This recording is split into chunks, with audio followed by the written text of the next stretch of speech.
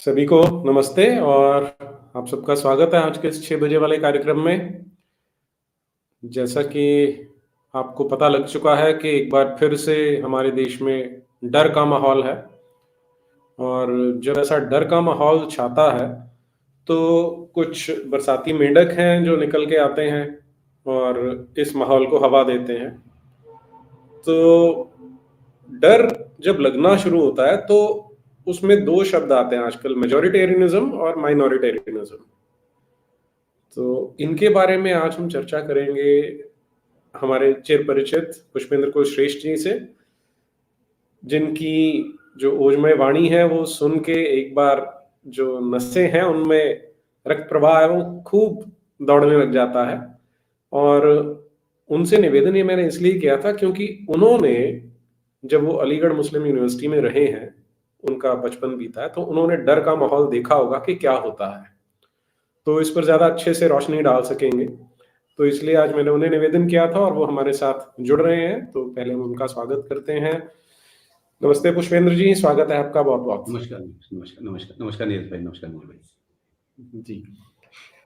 पुष्पेंद्र जी, जब हम ये डर के माहौल की बात करते हैं, तो आपका क्योंकि बचपन बीता है अलीगढ़ मुस्लिम यूनिवर्सिटी में और जहाँ तक मेरी जानकारी है, वहाँ पर हज़ारों परिवार थे जो शांतमयी थे और उनमें एक आप अकेला आपका परिवार था जो रहता था।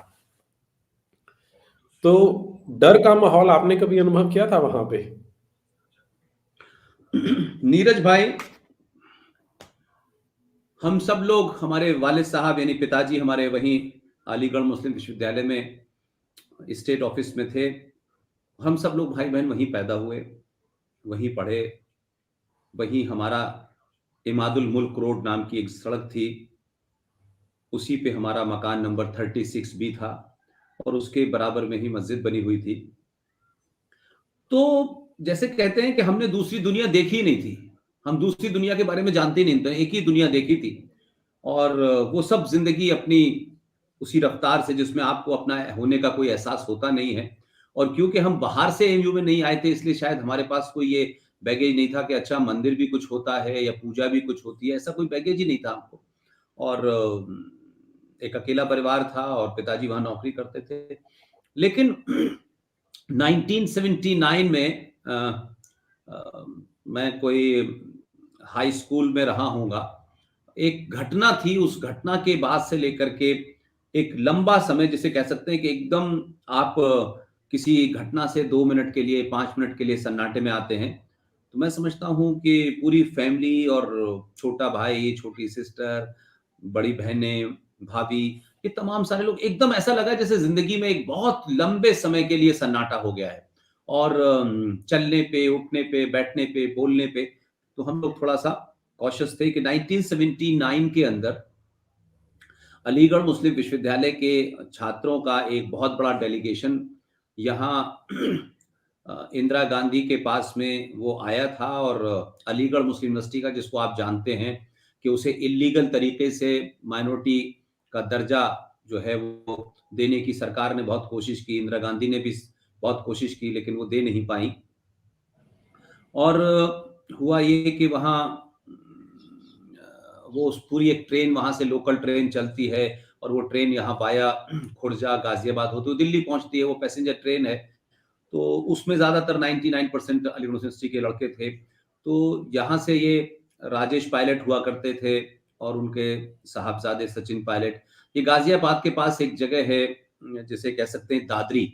और ये जो पूरा गुर्जर जो कम्युनिटी है, वो उनका वहाँ बड़ी मेजॉरिटी है। तो उस ट्रेन में हर छोटे-छोटे स्टेशन से हर आदमी बैठते थे, लोकल सवारियाँ बैठती थी।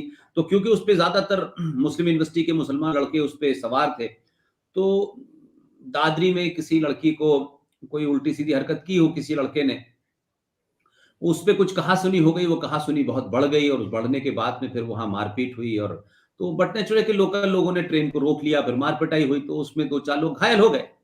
लेकिन मुझे याद है कि उस खबर को यूनिवर्सिटी में जिस तरीके से शाम तक वो खबर पहुंची, और यूनिवर्सिटी के अंदर हमारे यहाँ जो मौलाना आज़ाद लाइब्रेरी है, उसमें एक सायरन लगा हुआ था। वो सायरन होता था, वैसे तो सुबह शाम होता था जब वो ऑफिस टाइमिंग होते थे। लेकिन उस सायरन में ये भी था कि जब वो सायरन काफ़ी बार बोले और काफ़ी बार बजाया जाए, तो जितने भी अली यूनिवर्सिटी में जितने भी हॉस्टल्स हैं, वहाँ के लड़के सब इकट्ठे होकर के यूनियन हॉल हुआ करता था, वहाँ सब पहुँचना चाहिए, क्योंकि यूनिवर्सिटी पे कोई आफ़त आ गई है या कुछ समथिंग वेरी इमरजेंसी हो गई है, तो उसके बाद फिर वहाँ से क्या डायरेक्शन होता है। तो जब वो सायरन काफ़ी देर तक होने लगे, तो पता नहीं सडनली हमको लगा कि ये हम तो क्योंकि वहाँ रहते थे इसलिए आइडिया था कि ऐसा कुछ हुआ, तो हम भी वहाँ भागे उस सायरन होने की वजह से कि भाई क्या हो गया, पता करें वहाँ। तो वहाँ स्पीचेज़ हो रही लगी साहब कि वहाँ दादरी में ट्रेन को रोक दिया गया है, 50 मुसलमान लड़कों को वहाँ आरएसएस के लोगों ने मार दिया है,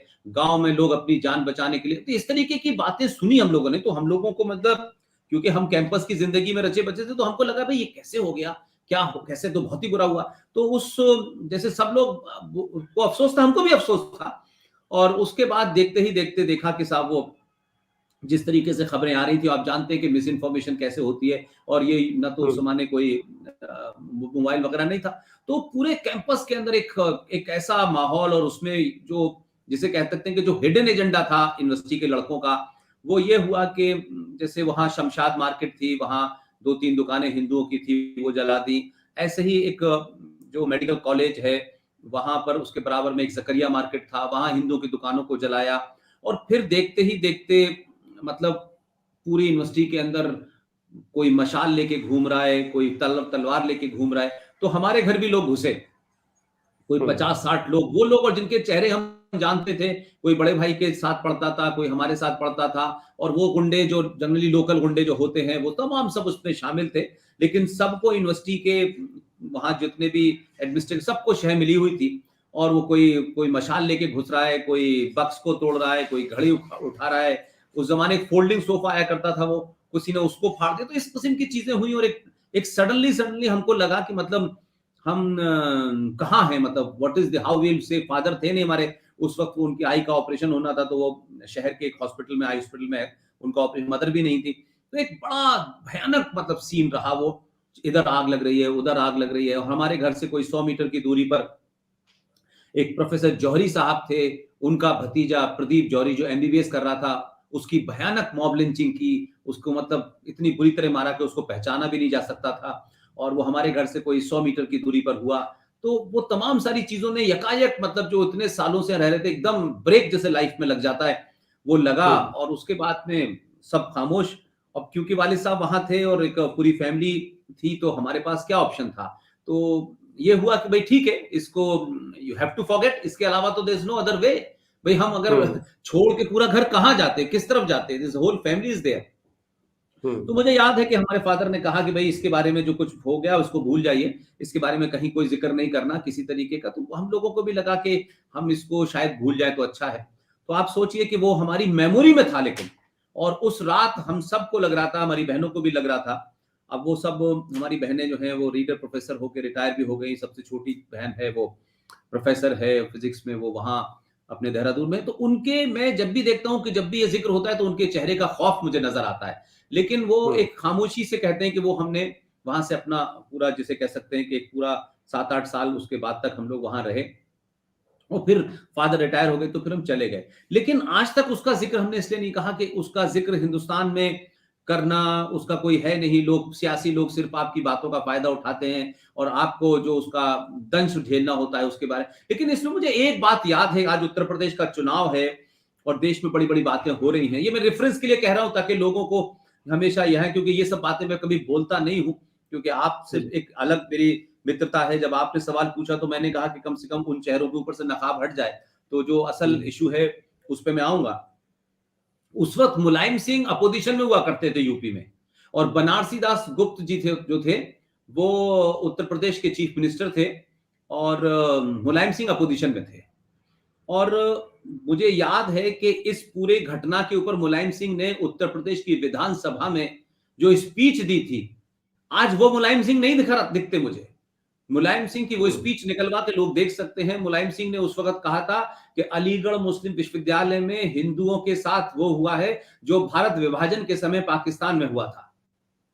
ये अच्छा, उनकी स्पीच का अंग है, क्योंकि उस वक़्त तक मुलायम सिंह थे, और फिर बाद में किस तरीके से वहाँ वो दूसरे लोगों का नशा चढ़ा, और वो जो आप जानते हैं आजम खान नाम का एक आदमी जो रामपुर में 17 साल की उम्र में हाई स्कूल करके वहां घूम रहा था, और 1965 के युद्ध में वहां वो जब वो फौजें वहां से जा रही थी कि रामपुर एक कैंटोनमेंट एरिया है, तो किस तरीके से इस आदमी ने सड़कों को खोद दिया था अपने दोस्तों के साथ मिलके, और वहां जो फौज जा रही थी मूवमेंट पे फॉर्डर के लिए उसके ऊपर पथराव किया। तो वहां पर एक मिस्टर सहाय नाम के एक डिस्ट्रिक्ट मजिस्ट्रेट थे, उन्होंने इसको पकड़ा और बहुत इसकी पिटाई की, और बहुत दिल्ली से बड़े सख्त आदेश गए थे, लेकिन फिर भी उन्होंने छोड़ दिया और इससे ये कहा कि तुम शहर से चले जाओ क्योंकि तुमको यहाँ रहना ठीक नहीं है। तो ये वहां से भागा रामपुर से, और भाग करके अलीगढ़ यूनिवर्सिटी में चला गया, और अलीगढ़ यूनिवर्सिटी में इस तरीके के तमाम गुंडे बदमाश जो हैं उस कैंपस में इसलिए पनाह ले लेते हैं क्योंकि वहां पुलिस डायरेक्ट नहीं जा सकती जब तक वाइस चांसलर ऑर्डर न दे, और जब वाइस चांसलर भी ऐसी इसी टाइप के लोग आए हों, ये जो अंसारी टाइप का मक्कार है, उसी टाइप के बहुत मक्कार वाइस चांसलर थे वहां, तो वो कभी आने नहीं देते थे पुलिस को। तो ये वहां रहा, वहां से पढ़ा, और फिर आपने देखा कि उसका क्या किरदार है उसका रामपुर का, वहां से निकले हुए आजम खां का। तो मैं ये बता रहा हूं कि उस वक्त कितना बुरा हाल रहा होगा, लेकिन हम लोगों ने कभी उसका जिक्र नहीं किया क्योंकि आपकी बहनें हैं, आपकी भाभियां हैं, आपके फादर हैं, नौकरी कर रहे हैं, तो एकदम suddenly sir you can't change everything ना।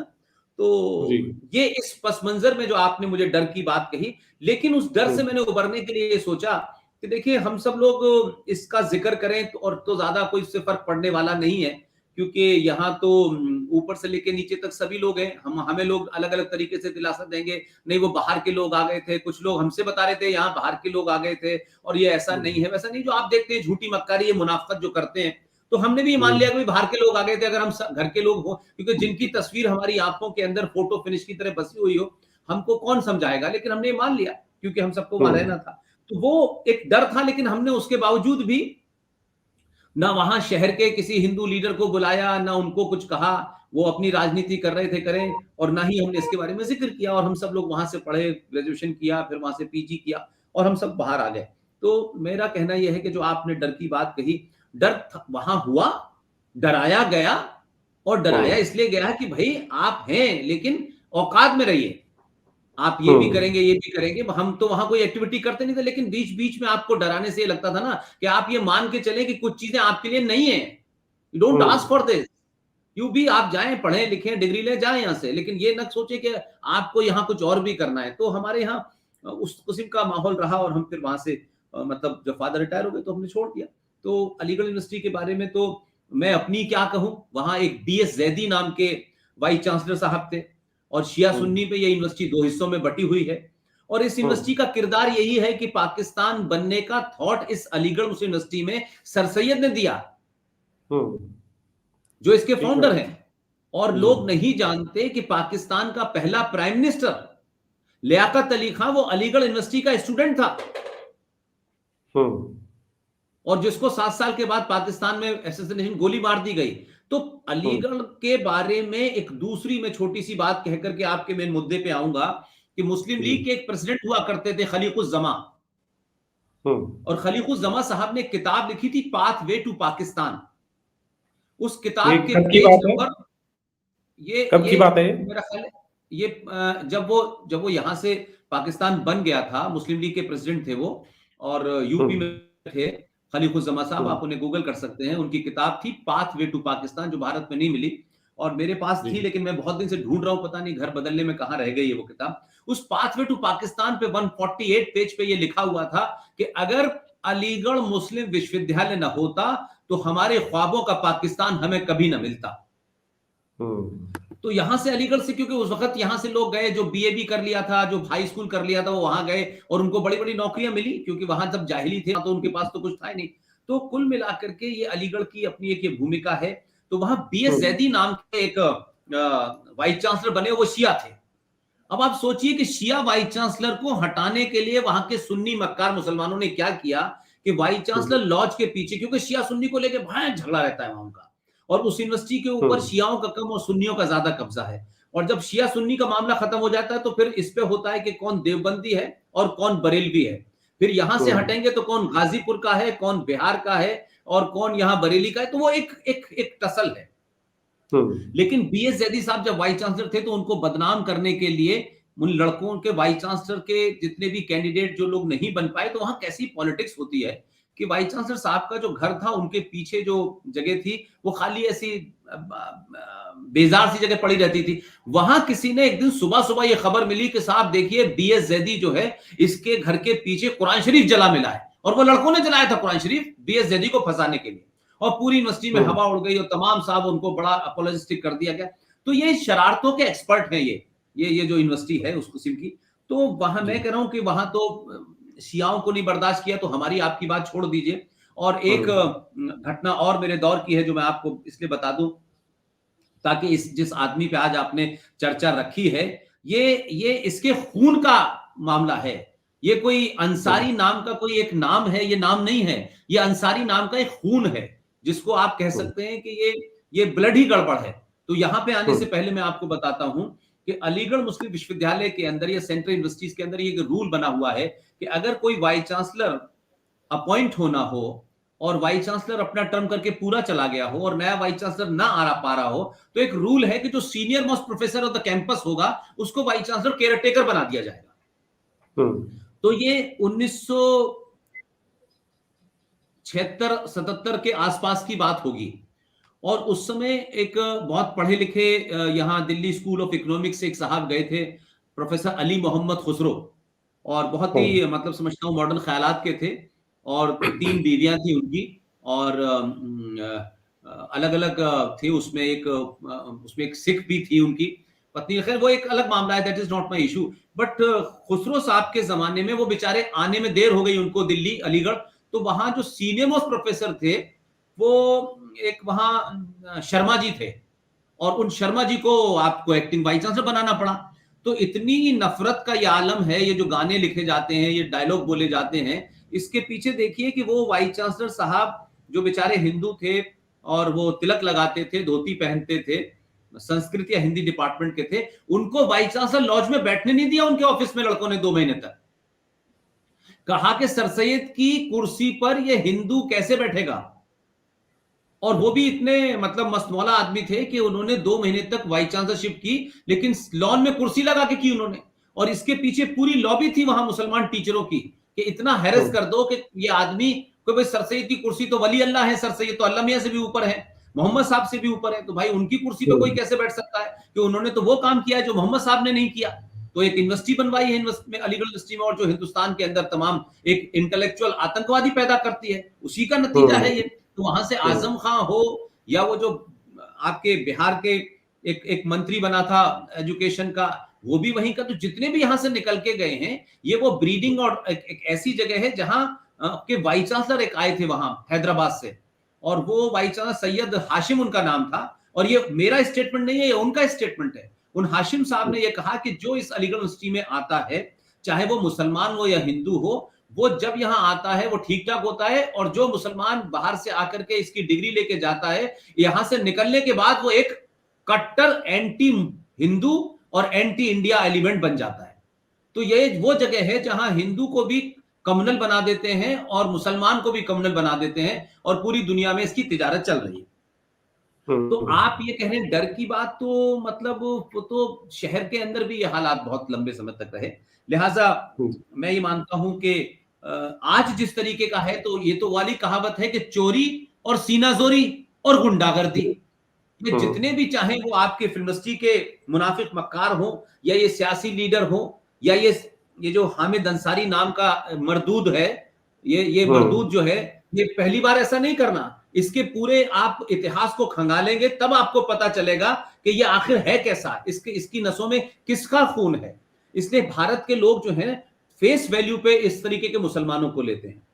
ये जो हामिद अंसारी नाम का आदमी है, जो 2 बार भारत का 2000 मेरा ख्याल है कि 17 तक ये उपराष्ट्रपति रहा है भारत का।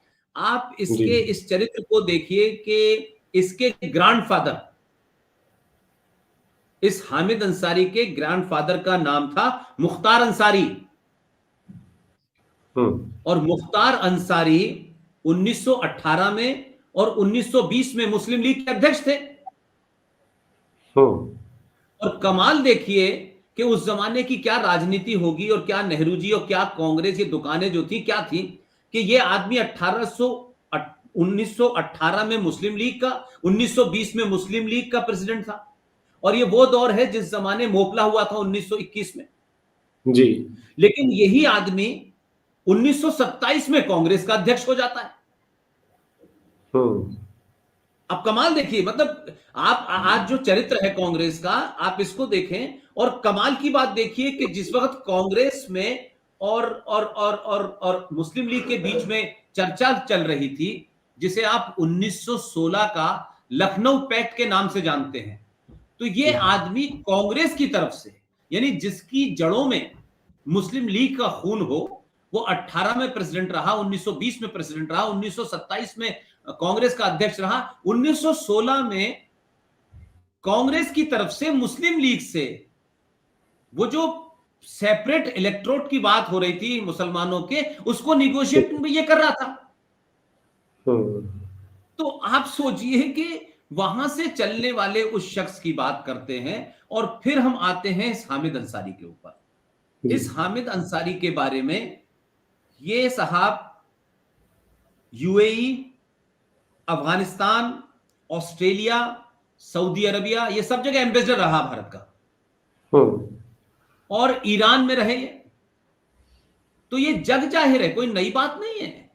ये इतना मरदूद है, इतना जलील है, इतना मक्कार है कि इस आदमी ने, इसकी रगों में जो खून है ना, ये जो मक्कारी शेरवानी पहन करके ये अपनी तमाम गुंडागर्दी बचा लेते हैं, कि शेरवानी पहनने का मतलब लोग समझते हैं कि तमीजदार आदमी होगा, थोड़ा शरीफ आदमी होगा, लेकिन शेरवानी जो है गुंडागर्दी को छुपाने की भी एक लिबास बन गया है। इसने ईरान में रहते हुए, आप सब जानते हैं कि देश दुनिया भर में जहां जहां आपकी एम्बेसीज होती हैं, हाई कमीशंस होते हैं, वहां आपके इंटेलिजेंस ऑफिसर भी रखे जाते हैं, लेकिन उनकी आइडेंटिटी इंटेलिजेंस ऑफिसर की नहीं होती है। बड़ा कॉमन है, हर आदमी रखता है, हर देश रखता है। लेकिन इस मरदूद ने वहां की नेशनल गार्ड के साथ मिलकर के रॉ के जो दो बड़े अफसर थे, उनकी आइडेंटिटी डिस्क्लोज कर दी और दोनों मारे गए। और ये बात जग जाहिर है, सबको पता है। लेकिन आप ये देखिए कि इतना लंबा कैरियर ईरान में रहा, अफगानिस्तान में रहा, ऑस्ट्रेलिया में रहा, सऊदीया में रहा। हिंदुस्तान ने इस मरदूद को इतनी बड़ी बड़ी चीजें दी, या ये कह लीजिए कि जिस दौर में ये रहा, उस दौर में आप सोचिए कि कौन लोग थे। वो वही लोग थे कि तुम चाहे मुस्लिम लीग में रहो, चाहे कांग्रेस में रहो, क्या फर्क पड़ता है। तो इस शख्स ने, उसके बाद फिर ये अलीगढ़ यूनिवर्सिटी का वाइस चांसलर रहा 2000 से लेकर के 2002 तक। और उसके बाद ये माइनॉरिटी कमीशन का 5 साल चेयरमैन रहा, 2006 से लेके 2007 तक ये वहां उस वक्त यहां रहे लंबे समय तक। तो मैं आपसे जो कहना चाहता हूं कि कुल मिलाकर के गाजीपुर से निकला हुआ ये आदमी, इसका दूसरा चरित्र देखिए। ये जो बात जब करता है कि साहब हमें यहां डर लग रहा है, इसके दो भाई निजाम जो हैदराबाद वाला था, जो भारत की सेना से रजाकार लड़ रहे थे, इसके दो भाई निजाम की तरफ से लड़े। अच्छा। आप सोचिए जरा कि ये कोई ऐसा नहीं है, इसने निजाम की जूतियां इन्होंने भी उठाई हैं, इनके भाइयों ने भी उठाई हैं, और फिर ये उससे लड़े नहीं। आप सोचो कि इस किरदार के लोग हिंदुस्तान के प्रेसिडेंट और वाइस प्रेसिडेंट और चीफ जस्टिस और होम मिनिस्टर की पोजीशन पे बैठ जाएं, तो इस मुल्क का तो फिर बेड़ा गर्क हो नहीं है। तो ये हामिद अंसारी जिसे आप कहते हैं, मैं ये मानता हूं कि ये वो शख्स है कि जिसका सगा चचेरा भाई कौन है, जो मुलायम सिंह की सरकार में मुख्तार अंसारी, जिसको कोटा में एक ठाकुर शैलेंद्र सिंह नाम के बलिया के, उस जमाने बनारस के एक डीएसपी, डिप्टी डीएसपी ने मशीन गन के साथ पकड़ा था, इस पे पोटा लगाया था। और उस वक्त इसकी सरकार मुलायम सिंह की इन्हीं के दौर उस पे बल पे चल रही थी, और उसको, उस आदमी ने बहादुरी का काम किया, बड़ी चर्चा हुई, और 24 घंटे के अंदर आदेश आ गया कि वो जो पोटा लगाया गया है वो तत्काल हटा दिया जाए। और उसके दबाव में वो पोटा हटा, और वो मशीन गन जो थी उसको हशप कर दिया गया, और मुलायम सिंह की लिटरली आदमी सरकार चलाता था, और फिर उसको सस्पेंड कर दिया गया। और बाकायदा मुलायम सिंह ने अपने पूरे तमाम जो एडमिनिस्ट्रेशन था उसके माध्यम से एक पूरे ऑपरेशन पे इसको भेजा। और वो डीएसपी ने, मैंने जब उनका इंटरव्यू किया तो उन्होंने कहा कि मुझे सबने बता दिया था कि आपका इनकाउंटर करना चाहते हैं इसी मुठभेड़ के अंदर ये लोग। तो आप सोचिए कि ये ताकतें जो खुले हुए गुंडे हैं, जो खुले हुए माफिया डॉन हैं, उनके रिश्तेदार उपराष्ट्रपति बन जाएं, वो खुलेआम जो है वहां आपके बीजेपी के सिटिंग एमएलए को मार दें, गुंडागर्दी करें। और पूरी कांग्रेस में जब ये मुनाफिक बैठा हुआ था वहां, तब भी पूरी कांग्रेस ने उसे बचाने के लिए पंजाब में एक फेक कॉल करके वहां भेजा और कहा कि साहब पंजाब का मुकदमा है, क्योंकि वहां सेफ रहेगा। तो आप सोचिए कि आपकी व्यवस्था में और सत्ता में कैसे कैसे दलाल बैठे हुए हैं, छोटे मोटे नहीं है। और मैं कुछ कामों में, कुछ बातों में मैं नीरज भाई बड़ा लिहाज नहीं रखता हूं। एक और माफिया डॉन है जिसकी बड़ी चर्चा होती है, उसका नाम है अतीक अहमद। इस अतीक अहमद को किसने बचाया? मायावती की सरकार में एक बहुत बड़े, मैं उनका नाम नहीं लेना चाहता, ये शर्म लगती है मुझे कभी कभी कि ऐसे लोग भी अपने आप को राष्ट्रवाद के ठेकेदारी लेके घूमते। वो उस समय स्पीकर थे, मायावती इस गुंडे को इनकाउंटर के आदेश दे दिए थे। अच्छा। उस नेता ने, जो इलाहाबाद में बड़ा नामी ग्रामी नेता है, उसने अपने घर में 3 दिन तक अतीक अंसारी को छुपा के रखा, फिजिकली छुपा के रखा। और वो स्पीकर था उत्तर प्रदेश। जी, अच्छा। उत्तर प्रदेश विधानसभा के स्पीकर ने अपने घर में उसे छुपा के रखा। तो ये ऐसा नहीं, एक और बहुत बड़े लीडर थे बनारस के, वो इलाहाबाद में वो रिटायर हो गए, वो 75-76 के, ये सब लोगों ने इनको पाला है। ऐसा नहीं है कि दूध के धुले लोग हैं दूसरी तरफ भी। इसलिए हम कभी कभी सोचते थे। जी जी, इसमें क्वेश्चन आता है, हमारे एक दर्शक है वो भी यही पूछ रहे हैं, वो आपसे पूछना चाहते हैं, जदौन जी हैं। पुष्पेंद्र जी प्रणाम। हम हिंदू गुरु गोविंद सिंह जी की तिल और तेल वाली सीख क्यों भूल गए? कब तक हामिद का विश्वास जीतने में लगे रहेंगे और मुख्तार हमारी गर्दन जिबा करता रहे? देखिए मेरे भाई जादून साहब, समस्या ये नहीं है, समस्या हमारे अंदर है। हम बार बार दुनिया को जिम्मेदार ठहराएं, क्योंकि पूरा हिंदू सनातनी समाज सिर्फ ये चाहता है कि मेरी लड़ाई कोई और लड़े, मुझे अच्छी सड़क मिले, जहाज मिले, खाना मिले, तेल सस्ता मिले, घी सस्ता मिले, मैं राष्ट्र के नाम पे चोरी करूं, दूध में मिलावट करूं, मसालों में सब कुछ मिलाऊं, और उसके बाद भी मैं राष्ट्रवादी कहलाऊं। और बाकी सारे काम पुष्पेंद्र जी, जीडी बख्शी, आर.एस. सिंह साहब, नीरज जत्ती, ये सब पागल हैं, ये करते रहे, हमें क्या फर्क पड़ता है, सत्ता की में हमें बैठना है। तो मेरा कहना यह है कि जिस दिन भी सनातनी हिंदू समाज राष्ट्र को मजबूत करेगा, और राष्ट्र मजबूत जब होगा कि जब कोई ना यादव होगा, ना ठाकुर होगा, ना ब्राह्मण होगा, ना बनिया होगा, और सब अपना अपना काम करेंगे। और जब हम सरकार चुनेंगे तो सनातनी होकर चुनेंगे, और सरकार चुनेंगे तो फिर सरकार से हम ये नहीं कहेंगे कि आलू के दाम सस्ते कर दो और पेट्रोल के सस्ते कर दो। हम ये कहेंगे कि जो राष्ट्र को बचाने के लिए काम करने चाहिए वो पहले करिए। इसलिए वो गुरु गोविंद सिंह की जो कहावत है वो तभी चरितार्थ होगी जब हम अपने आप को क्या समझते हैं। हम यादव समझते हैं, बनिया समझते हैं, ठाकुर समझते हैं, कायस्थ समझते हैं, लेकिन हिंदू नहीं समझते। इसलिए 90 करोड़ लोगों से न आपसे कोई डरता है, न आपकी कोई सुनता है, न सरकार आपकी सुनती है, क्योंकि आप एकजुट नहीं हैं। और मैंने कहा कि आप किसी के खिलाफ एकजुट मत होइए, कम से कम अपने राष्ट्र को बचाने के लिए एकजुट होइए। इसलिए आपकी हालत और खराब होने वाली है, क्योंकि आप सबसे सस्ते में बिकते हैं, वो नहीं बिकते, आप बिकते हैं सस्ते में। आपको 2 रुपए किलो चावल दे दो, दिल्ली के बड़े धनाढ़ लोग, समझदार लोग, बड़े पढ़े लिखे लोग, अंतरराष्ट्रीय मामलात को आंखों के सामने देखने वाले दिल्ली के इतने इंटाइटेड लोग, 2 रुपए किलो चावल और 2 महीने की बिजली मुफ्त देने पे सरकार को किसी को बिठा देते हैं। तो हम अपना चरित्र भी तो देखें मेरे भाई। इसमें हम दूसरों को जिम्मेदार, दूसरे तो हैं ही, वो तो ओपन हैं, वो तो साफ साफ कह रहे हैं। आपकी आवाज आपके कानों में नहीं जा रही, आप कंफ्यूज हैं। आपके लोग बता रहे हैं कि हिंदुस्तान में रहने वाला हर आदमी हिंदू है। तो ये आपसे कोई दुश्मन नहीं कह रहा, आपके अपने लोग कह रहे हैं जो ठेकेदारी लेके घूम रहे हैं। वो ये कहते हैं भाई सब हिंदू हैं। तो मैं कहता हूं फिर सब हिंदू हैं तो फिर इस बात की चिंता क्यों कर। एक तरफ ये झूठ है, दूसरी तरफ कहेंगे कि देखिए हमें घर वापसी करनी है, फिर तीसरी तरफ कहेंगे जनसंख्या बढ़ रही है। अरे भाई जब सब हिंदू हैं तो फिर जनसंख्या बढ़ने की चिंता क्यों हो रही है? तो कुछ बोलना है, कुछ कहना है। That's what I am saying मेरे भाई। हमें अपने जो हमारे लॉजिक है वो ठीक तो करें कि हम कहना क्या चाहते हैं। क्या हम सत्ताएं समझ में आती हैं कि वो समय समय पे अपना मौके बदलती हैं सरकारें, क्योंकि उन्हें वोट लेना होता है। लेकिन जो ठेकेदार घूम रहे हैं वो नई नई परिभाषा दे रहे हैं। तो वो किस हिंदू को दे रहे हैं? वो उस हिंदू को दे रहे हैं जो बंगाल में मारा जा रहा है, जो कश्मीर में मारा जा रहा है, जो हरियाणा में मारा जा रहा है। तो कौन ठेकेदारी ले रहा है कि तोमर को जब हम मारा गया, उस लड़की को, निकिता तोमर को, तो किसकी सरकार थी? अगर बंगाल में मारा जाता है तो हम बड़ा सीना पीटते हैं, लेकिन उत्तर प्रदेश में कमलेश तिवारी मारा गया तो कौन रोया? किसकी सरकार थी?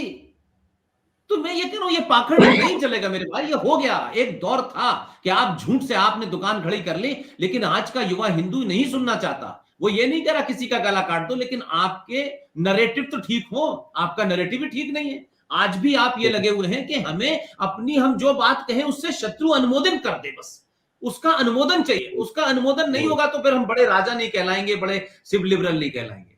तो मैं सिर्फ जो हामिद अंसारी पे दोबारा से आना चाहता हूं कि हामिद अंसारी एक सोच का नाम है।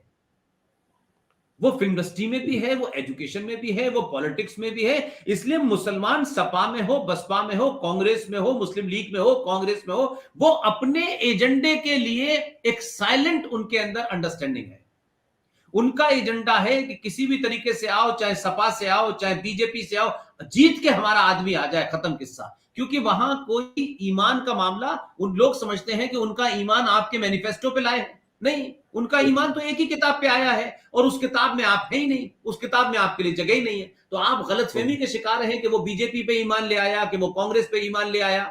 वही शहनवाज जिसे आपने अपनी बेटी दे करके, शादी करके, उसको आपने बताया कि भाई हमने हिंदू बेटी दी, इसको हमने समझाया और बड़ा अच्छा मुसलमान है। लेकिन एक डिबेट में आप जैसे बुद्धिजीवियों ने देश भर में जो अलग जगा करके 21 आयतों के बारे में जो आपने बात बताई, उसमें से ही साफ साफ किसी ने कहा, तो उसने बीजेपी के एक प्रवक्ता को यह कहते हुए झाड़ दिया कि मैं बीजेपी का लीडर हूं, कुरान शरीफ पे तुम्हारी बकवास नहीं सुन सकता। तो सवाल यह है कि आप बेटी भी देंगे, मंत्रालय भी देंगे, लेकिन उसके बाद जब वो हटाएंगे तो निकलेगा अंदर से वही। तो सवाल ये कि आप इस तरीके से खरीद करके देश में मूर्ख बनाने के लिए कि अब इनको, इनसे दोस्ती करो, कि अब ये भाई हैं, अब ये हिंदू हैं और इनके पुरखे हिंदू हैं, फलाना हिंदू है, ढिमाका हिंदू है। तो बंगाल में जिनकी हत्याएं हुई, दिल्ली कश्मीर में जो 2500 से मारे गए, उनके बारे में नहीं किसी ने पूछा। हमें अपने आदमी के मरने पर दर्द नहीं होता, दूसरे के मरने पर दर्द होता है, क्योंकि हमें अंदर से एक, हमारे अंदर हीन भावना है कि कहीं ऐसा ना हो कि लोग हमें ये समझें कि देखिए साहब हम लिबरल नहीं हैं। तो एक परिभाषा तय कर ली और उस परिभाषा को इसलिए जी रहे हैं, इसलिए ढो रहे हैं कि हमें इससे शत्रु का अनुमोदन मिलता है, शत्रु हमें कम बुरा नहीं कहता। तो ये एक बीमारी है। तो हामिद अंसारी तो मैं समझता हूं कि बहुत बहुत बड़े जब पे चला गया है, बहुत छोटे छोटे लेवल पे ये काम हो रहा है, उनको फर्क ही नहीं पड़ता। वो जब कश्मीर में आए थे मारने, तो क्या कश्मीर के उस टीकालाल टपलू से ये पूछा था कि तुम तो एक विद्वान आदमी हो, तुम तो कुरान शरीफ का ट्रांसलेशन कश्मीरी में कर रहे हो, तो हम तुम्हें नहीं मारेंगे? उसकी तो आंखें निकाल ली उन्होंने। तो जब वो मारने आए तो नीरज जी पूछेंगे कि आप कट्टर हिंदू हैं या लिबरल हिंदू हैं या आप कांग्रेसी हिंदू हैं या सपा के हिंदू हैं, वो तो मारेंगे। तो मैं ये कह रहा हूं कि ये बीमारी हमारी है। इसलिए हमारी इस बीमारी के कारण, क्योंकि पूरा समाज राजनीतिक ड्रिवन हो गया है, हर आदमी सत्ता पे जाना चाहता है, और सत्ता में जाने के बाद मेरा मकान, मेरी जाति, 4 गाड़ियां, मेरा परिवार, इससे वो सोचता नहीं आगे। मुसलमान जाता है सत्ता में डकैतों को, बदमाशों को, स्मगलरों को, चोरों को, लुटेरों को, दलाल, अपने आदमी को मजबूत करने जाता है। तुम अगर माफिया है तो तू और मजबूत माफिया हो जाए। इसलिए आपको याद होगा कि हाजी मस्तान जैसा आदमी बॉम्बे में, हाजी मस्तान जैसा आदमी सुनील दत्त से टेलीफोन करके ये कहता है कि तुमने शादी इससे जिससे करने जा रहे हो, तुमने इजाजत दी, तो वहां जाते हैं। सुनील दत्त जो अपने आप को बहुत बड़ा ठेकेदार बता रहे थे सेकुलरिज्म का, उनकी शादी में हाजी मस्तान ने दखल दिया और हाजी मस्तान के दरबार में जाके गए और उन्होंने कहा कि नहीं, मैं उसे बहुत प्यार से रखूंगा। अब हाजी मस्तान एक माफिया, उसका क्या लेना देना है? और सुनील दत्त अपने आप को बहुत बड़े, बाद में तो सेकुलरिज्म के ठेकेदार बन के वो घूमे, लेकिन ये उनका चरित्र है कि तुम एक गुंडे और माफिया के पास गए और उसको तुम अश्योरेंस दे रहे हो कि मैं उसको ठीक से रखूंगा, और उसका क्या लेना देना? कहां वो हाजी मस्तान का? तो ये जो कैरेक्टर है कि वो हाजी मस्तान हो, दाऊद इब्राहिम हो, आजम खां हो, गुंडा हो, बदमाश हो, मुख्तार अंसारी हो, जावेद अंसारी हो, अतीक, वो किसी पार्टी में हो, लेकिन हमारे आदमी को हाथ मत लगाना। उसके बाद सेकुलरिज्म, ये पॉलिटिकल ये जो हामिद अंसारी है, ये पॉलिटिकल गुंडा है, पॉलिटिकल माफिया है, पॉलिटिकल कम्युनल एजेंडा है। इसलिए मैं कहता हूं कि जब मैं इन लोगों को देखता हूं तो मुझे लगता है कि जिना के जो दिल में था उसने करा, लेकिन ये वो लोग हैं जो मुंह पे कुछ है अंदर कुछ है। और हिंदू मूर्ख ये समझता है कि देखिए साहब कितनी अच्छी गजल पढ़ रहे हैं, कितनी अच्छी बात कर रहे हैं। तो हामिद अंसारी एक नहीं बहुत सारे हैं। क्या आप मुझे बता दें, वो जो रामपुर के पास में एक जगह है, मुरादाबाद के पास में, वहां से जो समाजवादी पार्टी का एमपी आता है शफीकुर रहमान बर्क, वो तो वंदे मातरम होता है और पब्लिकली उठ के चला जाता है आपकी पार्लियामेंट से, तब कोई नहीं बोलता उससे।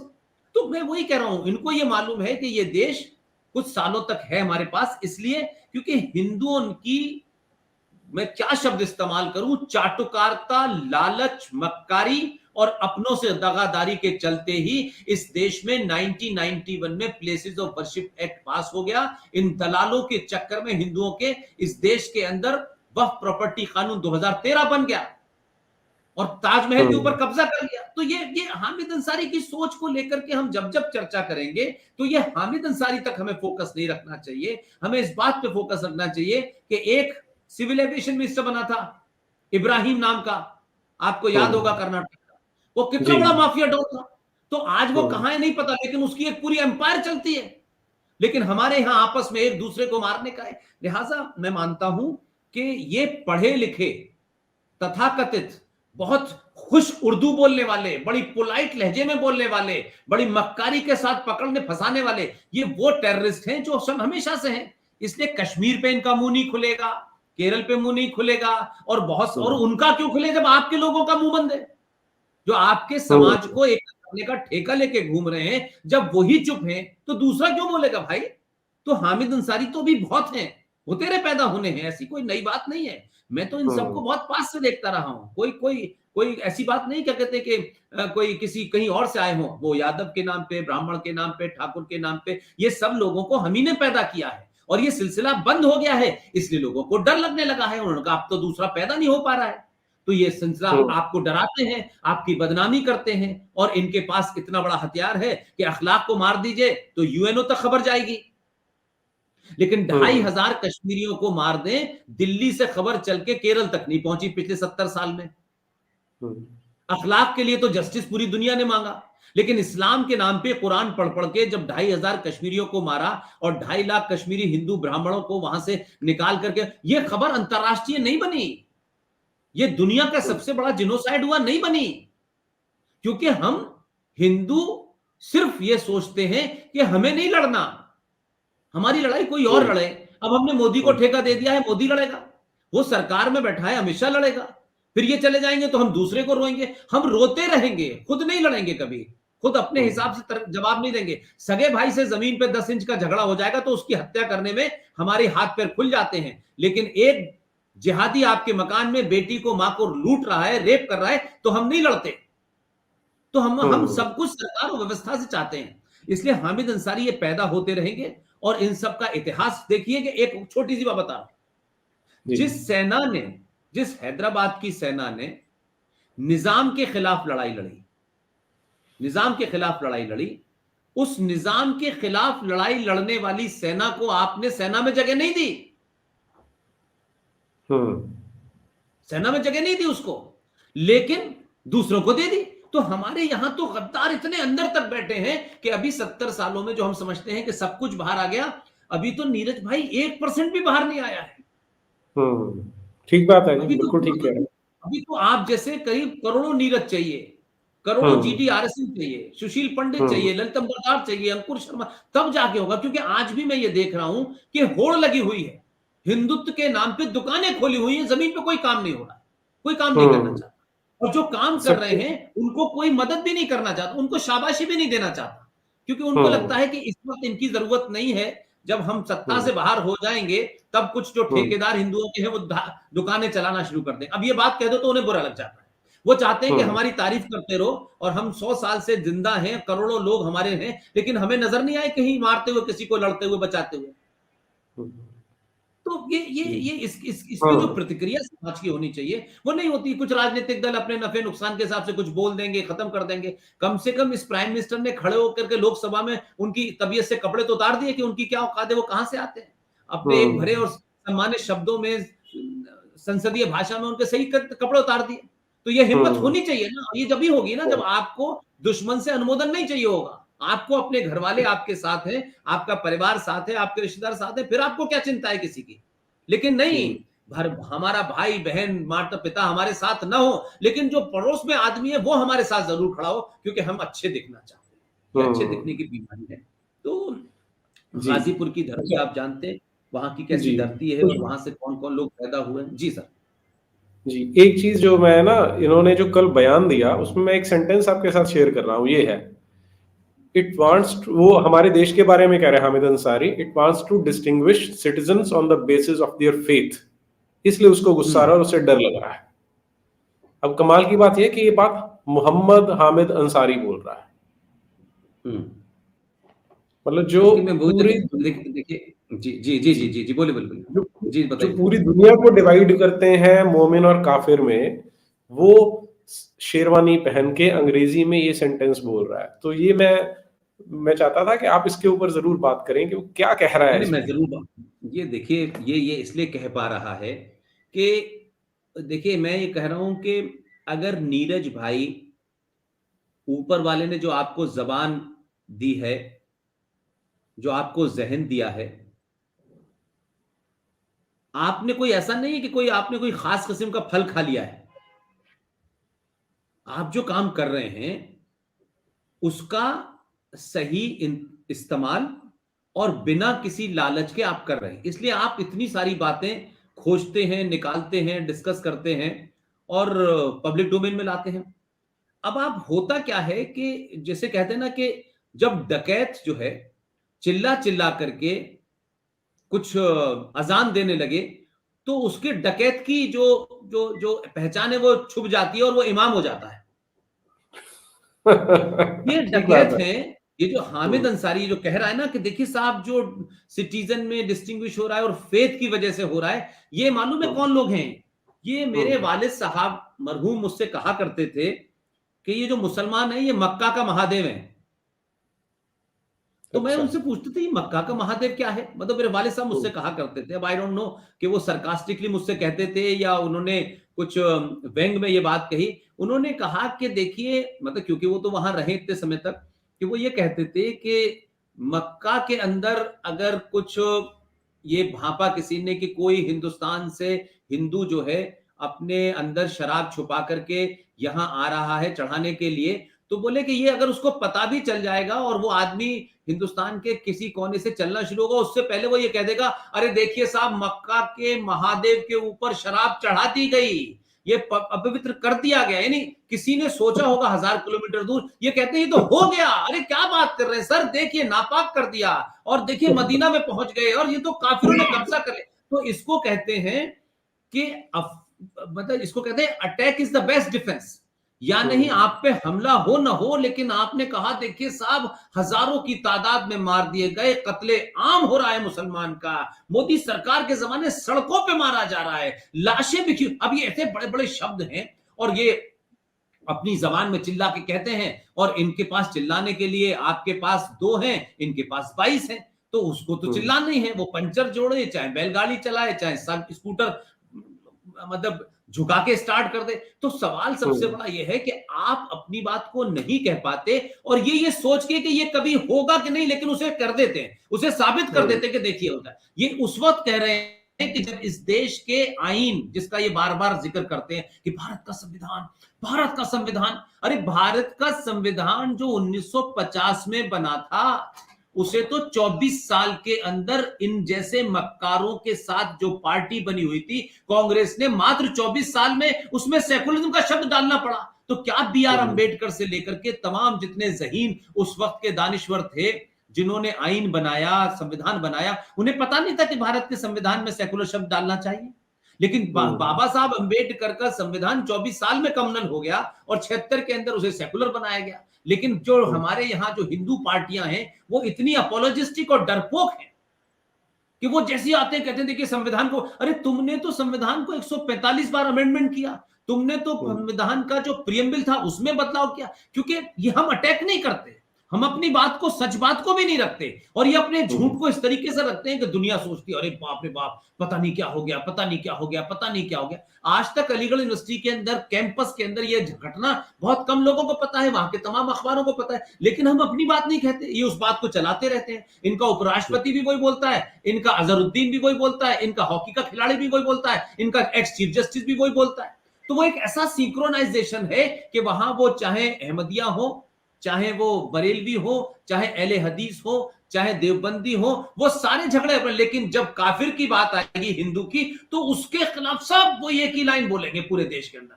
वहां कोई फर्क नहीं होता, इक्का दुक्का जो कोई एक आध लोग बोलने लगते हैं, हम उनकी बुनियाद पे हिंद मुसलमानों के बारे में राय बनाते हैं, इक्का दुक्का सब जगह होते हैं, उसकी कोई वैल्यू नहीं होती है। लिहाजा ये जो उसने कहा ना फेथ के लिए करा जा रहा है, ये इसलिए बोलता है कि अब इस तरीके के मक्कारों को भारत की व्यवस्था में कम जगह मिल रही है, इनको पैम्पर कम तरह किया जा रहा है।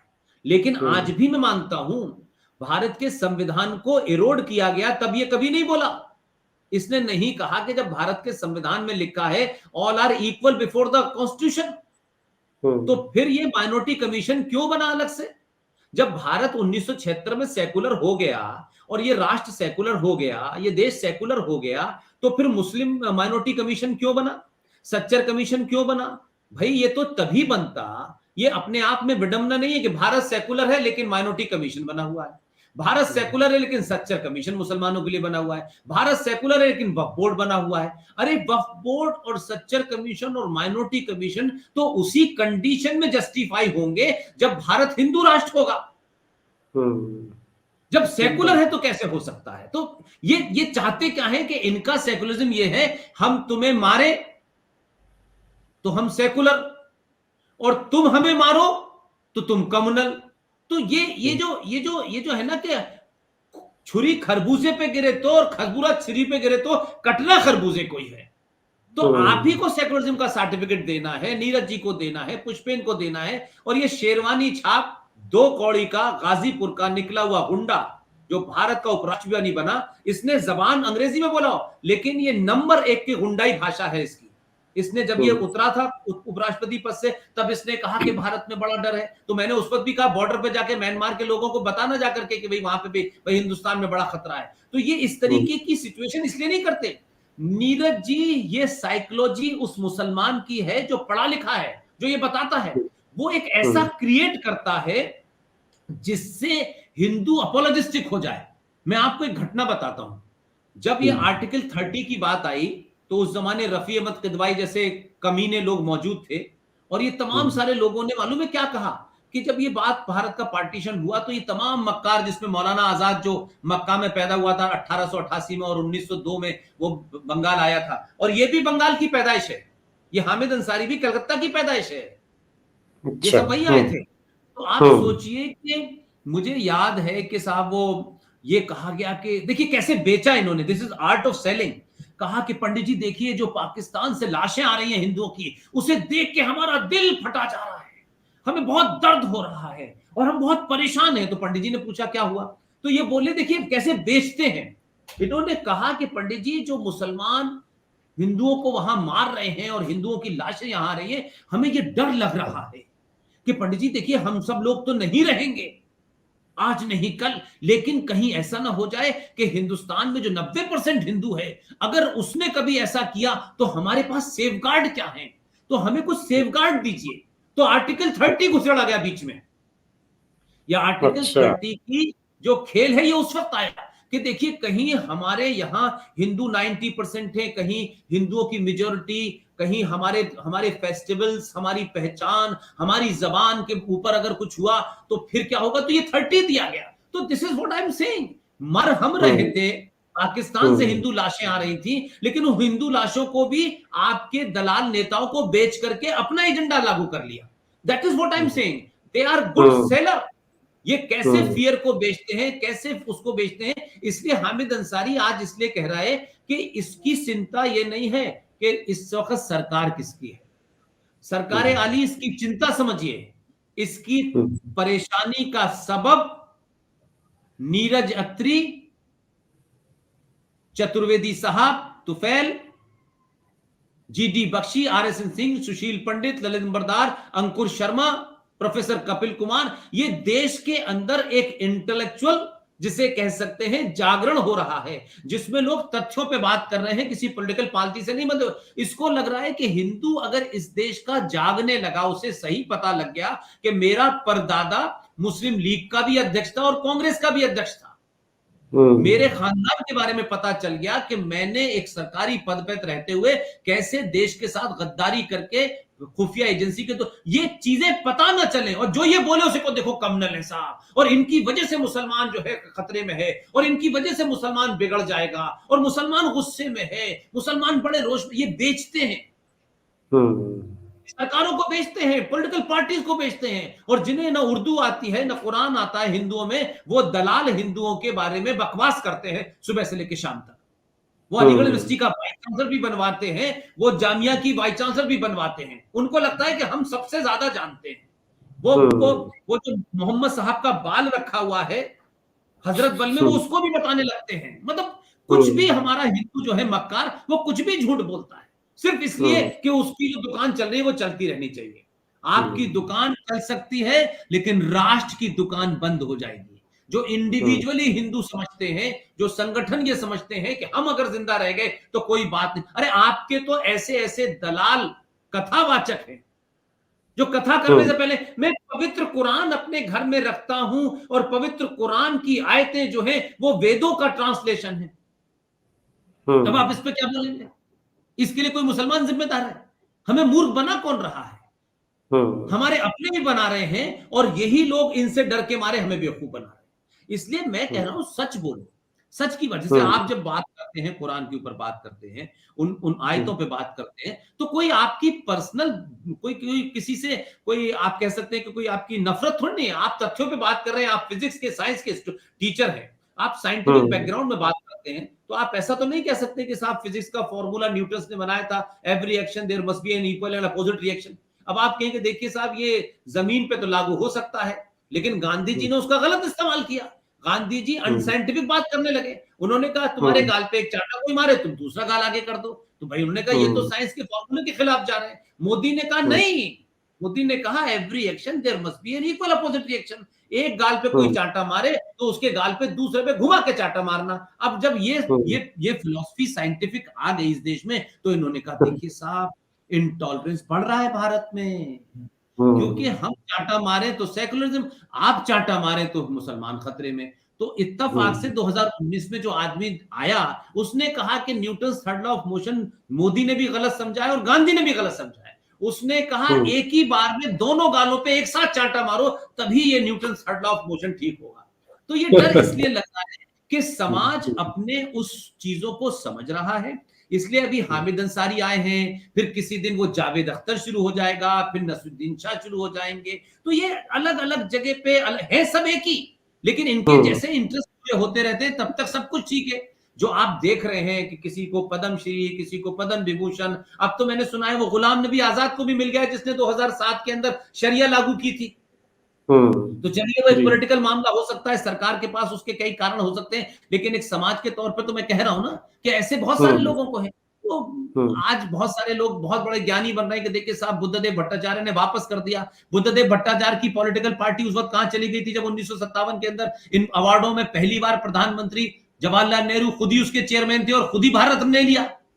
तो मैं ये कह रहा हूं कि लोग भूल जाते हैं, इसलिए आप अपने पुरुषार्थ को न जाने, आप उस सच्चाई को न जाने, और आप हिंदू मुस्लिम भाई भाई, ये Islam is religion of peace और विषम कुटुंब, हम ये आप बकते रहें, और हम कश्मीर करते रहें, बंगाल बनाते रहें, यूपी बनाते रहें, बिहार बनाते रहें, हम ये करते रहें, और आप ये गले मिलने की बीमारी पाले रहें। तो भाई जिसको पालनी है वो पाले, जिन संगठनों को दलाली करनी है वो करे। मैं और आप तो नहीं करेंगे, ना हमारी कोई संगठन है, ना हमारी कोई पार्टी है। हमारे मूल में राष्ट्र है, आपके मूल में राष्ट्र है, आप इस मूल राष्ट्र को जागृत कर रहे हैं। इसलिए आप हामिद अंसारी पे चर्चा करते वक्त इस बात की चिंता नहीं करते कि इसमें कितने लोग सुनेंगे, कितने नहीं देखेंगे। हमें अपना फर्ज निभा देना है, देखें न देखें डजंट मैटर। हम लोगों की जिंदगी इन चीजों से नहीं चल रही है। लिहाजा आज भी सिर्फ हिंदू सनातनी को सिर्फ एक ही बात करनी है कि वो सनातनी हिंदू हो जाए, अपने होने पे गर्व करे, और अन्याय न बर्दाश्त करे और न किसी दूसरे पे करे। अन्याय अगर आप चाहते हैं कि कोई आप बर्दाश्त नहीं करना चाहेंगे, उसी दिन ठीक हो जाएगा। आप अन्याय बर्दाश्त करते हैं, इसलिए लोग आपको डरपोक समझते हैं।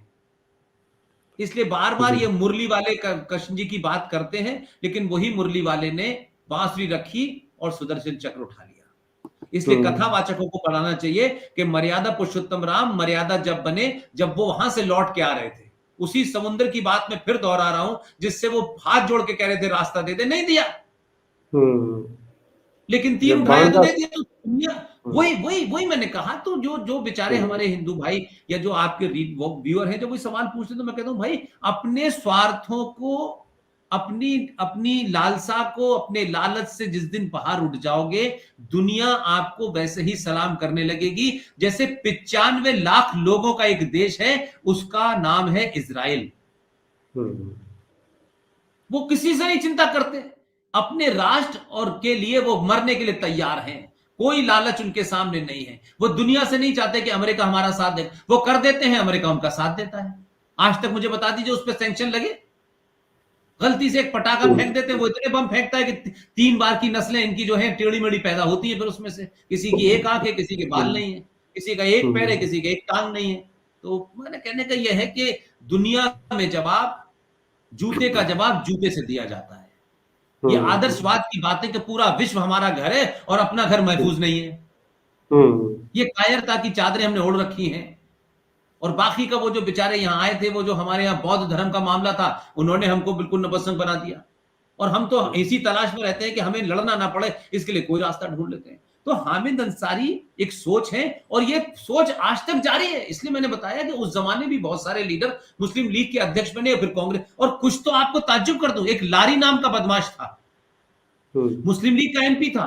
वो तो 47 के बंटने के बाद तक भारत की पार्लियामेंट में बैठा, क्योंकि 1958 तक मेरा ख्याल है भारत और पाकिस्तान के बीच में वीजा नहीं था। उस वक्त ये था कोई भी कभी भी अभी भी जा सकते हो, किसी को जाना है तो ये जो एक आप लाल रंग का शरबत पीते हैं, जो हिंदुस्तान में गर्मी में पिलाया जाता है, एक भाई यहां शरबत बनाता है, दूसरा वहां बनाता है लाहौर में, नाम एक ही है। तो वो तो यहां जब हिंदुस्तान का कानून बन गया, संविधान बन गया, यहां पे भी संविधान में प्रोविजन करे, उसके बाद फिर वहां चले गए पाकिस्तान, फिर पाकिस्तान चले गए। हम तो देखिए कि हमारी तो वो हालत थी कि हमें खुले में लूटा, पार्लियामेंट में लूटा, और हम ये समझ ही नहीं पा रहे हमें लूटा। दुनिया का पहला ऐसा देश होगा कि नीरज भाई अंबेडकर ने कहा कि भारत का विभाजन मजहब के नाम पे हुआ है। तो जब मजहब के नाम पे हो गया था, इतने लाखों लोग मर गए थे, हम पहले ऐसे देश हैं कि हमने इतिहास से नहीं सीखा। 47 में मरे और 70 साल में फिर इस देश के अंदर वही हालत पैदा कर दी है कि कश्मीर में आप जा नहीं सकते, केरल में आप जा नहीं सकते, बंगाल में आपकी स्थिति यह है कि कोई प्रोग्राम होता है वो वहां होने नहीं देती। मेरा 23 तारीख को वहां प्रोग्राम था, मने कर दिया। जैसी नाम दिखाया गया और उनका नहीं, इज नॉट अलाउड, वहां के आईजी ने मने कर दिया। अब आप क्या करोगे? यानी हमसे कहा जा रहा है हम नहीं जा सकते बंगाल, हम बंगाल जाके भाषण नहीं दे सकते। धीरे धीरे इस देश के हिंदू की साइकोलॉजी बन जाएगी, वो जाना बंद कर देगा। तो यही कश्मीर में हुआ, यही बंगाल में हुआ, यही केरल में हो रहा है। वो तो भला हो कि वो आसाम के अंदर एक ठीक ठाक चीफ मिनिस्टर आ गया, और क्योंकि उसकी कांग्रेसी बैकग्राउंड है तो वो इस मामले में दबंग है, जो करना है कर देते। लेकिन अगर इनकी बैकग्राउंड होती तो ये 3 बार नहीं 500 बार तो पहले सोचते क्या करें क्या ना करें। तो आपके पास और मेरे पास आखिरी चांस है। ये देश कोई बहुत लंबे समय तक सुरक्षित को रहने वाला राष्ट्र है, ये नहीं लगता मुझे। हम सब समझ रहे हैं कि सब कुछ चल रहा है छोटे। अब सुभाष चंद्र बोस को हमने, इनको लगा सुभाष चंद्र बोस को अगर कर दिया तो एक नया पुरुषार्थ जगेगा। इनको विवेकानंद से तकलीफ है, इनको सुभाष से तकलीफ है, इनको पटेल से तकलीफ है, इनको गोखले से तकलीफ है, इनको तिलक से तकलीफ है, अरविंदो घोष से तकलीफ है। मैंने कहा ना, इन्हें सबसे हर उस आदमी से तकलीफ है जो हिंदुस्तान के सोए हुए हिंदुओं के अंदर उनके पुरुषार्थ को जगा रहा है। वो ये नहीं कह रहा किसी को मारो। दुनिया में नीरज भाई एक मिसाल आप बता दीजिए कि किसी जगह भी हिंदुओं ने किसी मुसलमान, किसी पारसी, किसी सिख की गर्दन पे या किसी ईसाई की गर्दन पे तलवार रख के कहा हो तुम हिंदू धर्म अपनाओ? एक मिसाल नहीं मिलती। लेकिन वो जो बहुत बड़े बड़े चोगा पहन के फादर, नाजायज फादर और नाजायज मदर जो घूम रहे हैं, वो आप देखिए कि पूरा का पूरा कन्वर्जन कर रहे हैं। अभी वेमुला नाम की एक घटना जो कभी पहले हुई थी, स्मृति ईरानी एचआरडी मिनिस्टर थी, मुझे याद है कितना बवाल हुआ था उसके ऊपर कि वेमुला को मार दिया और दलित है। अभी जिस बच्ची ने हाई स्कूल की ने, जिस क्रिश्चियन ईसाई जो कन्वर्जन के लिए यहां करोड़ों रुपए आते हैं, किस तरीके से उस पर फोर्स किया और वो उसका वीडियो। लेकिन देश के, जरा नीरज भाई सच बताइए, क्या देश के हिंदुओं ने इस इशू को उठाया? ये राष्ट्रीय चर्चा बनी? इस पे ऊपर डिबेट हुई, 5 मिनट की डिबेट हुई? क्योंकि ये हमें करनी नहीं है। हम अपनी दुकान चलाने में माहिर हैं, 5 रुपए का फायदा हो रहा है उसमें लग जाओ, कुछ घूस में ले लो, कुछ इसमें ले लो, इसलिए ये चर्चा नहीं बनी। इसलिए मैंने कहा कि उस जो गाजियाबाद में वो, उसकी चर्चा आज भी है, वेमुला की चर्चा है, लेकिन वो बच्ची कन्वर्जन के खिलाफ, उस जो ईसाई मैनेजर था वो उसको टॉर्चर कर रहा था, उसको सुसाइड करना पड़ा, ये चर्चा नहीं बनी सर। ये शर्म की बात है हम हिंदुओं के सामने। और वो केस बंद करवा देंगे वो। तो वो मैंने कहा कि भाई जालंधर में फादर के खिलाफ उसी चर्च में काम करने वाली नंस ने कहा रेप हुआ, 24 घंटे में जमानत हो गई। लेकिन किसने रेप किया, कहां किया, किसी को पता नहीं है। एक लड़की ने कहां से लगा दिया, लेकिन आसाराम बाबू जेल में, उनकी जमानत नहीं होगी। लेकिन जमानत देने के लिए सुबह 5 बजे जज साहब इसलिए खोल देंगे कि जज साहब की पत्नी, जिस एनजीओ के आदमी को आपने जेल में डाला हुआ है, उसके जमानत देने वाले के साथ में, उसके साथ में काम करती है उसकी एनजीओ में। तो 5 बजे आपने खोल के उसको 9 लाख को जमानत दे दी।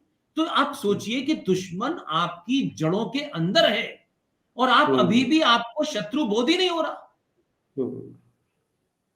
तो मतलब लड़ाई, मतलब मैं समझता हूं ये हामिद अंसारी नहीं है, ये हामिद अंसारी बहुत हैं, बहुत सारे हैं, वो समय समय पे निकलेंगे, सब जगह निकलेंगे नीरज भाई।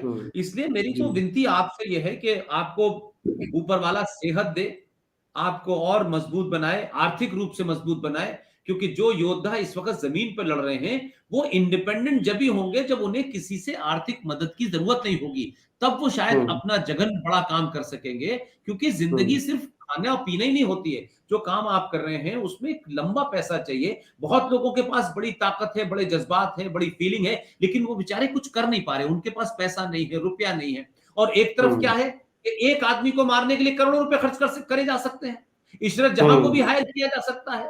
तो वहां तो पैसा 10 रुपए का काम 10 करोड़ में हो रहा है, और यहां 10 करोड़ के काम को हम 10 रुपए में करने की कोशिश कर रहे हैं। तो ये मुमकिन नहीं है। वहां तो मरने पे शहादत दी जा रही है, और शहादत के बाद ये कहा जा रहा है कि ऊपर हूरे हैं और नीचे ये जो हिंदुओं को मारोगे इनकी हूरे तुम्हारी। तो हमारे पास कहां है? हमारे पास मरने और मारने के लिए लोग नहीं है, लेकिन हमारे यहां ट्रेनिंग भी नहीं दी जाती। लेकिन उनके यहां तो बाकायदा यही चल रहा है। और फिर जब वो सरफेस पे कुछ बोलते हैं तब हम कहते, देखिए साहब केरल का वीडियो वायरल हो गया। अरे हम वीडियो से और सोशल मीडिया से लड़ाई लड़ रहे हैं। अब तो लड़ाई न कोर्ट में जाके लड़ पा रहे, न पुलिस में जाके लड़ पा रहे, वो आपकी व्यवस्था से आप ही को समाप्त कर रहा है। ये लड़ाई गली गली मोहल्ले मोहल्ले हो रही है। लेकिन इस देश की व्यवस्था और सत्ता में बैठे हुए लोग जो है ना, वो शायद इसलिए भी नहीं लड़ पा रहे हैं। वो उनकी भी मजबूरी समझिए कि समाज लड़ना नहीं चाहता। चुनाव होते हैं तो हिंदू कहता है पेट्रोल के दाम बढ़ गए, चुनाव होते हैं तो वो ये कहता है कि साहब हमारे 2 ब्राह्मणों को वोट नहीं दिया, 2 दलितों को वोट नहीं दिया, 2 जाटों को वोट नहीं दिया, 2 फलानों को वोट नहीं दिया। उनको वो कहीं रहे, उनका एजेंडा है इस मुल्क के छोड़ा हुआ एजेंडा है, जो मौलाना आजाद, मौलाना मोहम्मद अली, मौलाना जौहर, हामिद अंसारी जैसे लोगों के द्वारा धीरे धीरे धीरे धीरे उसको उसी में लगे हुए हैं। आप गिनती में मारे जा रहे हैं, आप व्यवस्था से हटाए जा रहे हैं, आपके बच्चे छोड़ छोड़ के विदेश भाग रहे हैं, आप बच्चे 2 पैदा करते हैं, आपको लगता है कि उनको कैसे पढ़ाया जाए, आपको सीओ बनाना है, उन्हें सीओ बनानी नहीं। आप कहते हैं हम जहाज को उड़ाने वाला आदमी बनाएंगे, वो कहते हैं हम एयरपोर्ट को उड़ाने वाला आदमी बनाएंगे। अब दोनों में से चॉइस आपके पास है, तो आप कहां इन्वेस्ट कर रहे हैं? अगर आने वाली नस्लें और सभ्यताओं को जिंदा रखना है तो हम सबको इन स्वार्थों से उतर के, मैं ये नहीं कह रहा कि आप अपने बच्चों को हथियार की ट्रेनिंग दें, मैं कभी नहीं कर, लेकिन अपने बच्चे को सही कहने की हिम्मत तो दें कि 100 लोगों में खड़े होकर वो सही बात कह सके। वो इसलिए सही बात नहीं बोलता कि उसे लगता है ये नाराज हो जाएंगे तो फिर मेरे लिए मुश्किल हो जाएगी, लिहाजा मैं उस झूठ को आगे बढ़ाता हूं। माँ बाप भी चुप हो जाते हैं। तो एक ये बड़ी लड़ाई है, बड़ी छोटी मोटी लड़ाई नहीं है, और ये समाज को लड़नी पड़ेगी। और ये जो इंटॉलरेंस है या फेथ की प्रॉब्लम है, ये इसलिए हो रही है कि उनको लग रहा है कि समाज बदलना शुरू हुआ है। समाज पहली बार सोच, और खासतौर से जो एक तथाकथित इंटेलेक्चुअल समाज था या इंग्लिश बोलने वाला समाज था, आज उसी इंग्लिश बोलने वाले समाज के अंदर प्रोफेसर आनंद रंगनाथन पैदा हो रहे, अपनी बात को रखते हैं, तर्कों पे रखते हैं। तो ये पैदा हो रहे हैं, इनको लगता है अरे अब तक तो हम ये कहते थे अरे साहब ये सब ये जो बहुत ही डिसग्रंटल एलिमेंट है, ये संघ के लोग हैं, हिंदू परिषद के लोग हैं, ये फ्रिंज हैं, तो ये कहकर विद इन हिंदू हम वो आपको छोटा कर देते थे। अब उनको लगा यार कि फ्रिंज नहीं है, अब तो जो इंटेलेक्चुअल भी है इनका वो इस बात को रियलाइज कर रहा है, और वो रियलाइज कर रहा है तो तथ्यों पे कर रहा है। तो कहीं ये रियलाइज करने लगेगा तो अभी तो हमारी गिनती इतनी नहीं है, तो ये वायलेंस से भी आपको डराएंगे, ये वोट से भी आपको डराएंगे, और इस तरीके की बड़ी बड़ी कुर्सियों पे बैठने के बाद जब ये बोलेंगे तो विदेशों में आपकी बदनामी होगी तो भी आप डरेंगे। तो ये ब्लैकमेलर हैं आपके, ये ब्लैकमेल करेंगे आपको। इस मरदूत को तीसरा टर्म मिल जाता तो ठीक था, इसको नहीं दिया और उतार दिया तो ये मरदूत रो रहा है। अब इसको लग रहा है राष्ट्रपति भी नहीं, विपक्ष भी नहीं, प्रधानमंत्री भी नहीं, विपक्ष का आदमी भी नहीं, और सब बिखर गए हैं। तो यादवों के अंदर से यादववाद समाप्त हो गया है, और उनको भी समझ में आ रहा है कि ये जो आजम खान नाम का मक्कार था उसने क्या किया, तो अब उसका नाम नहीं ले रहे।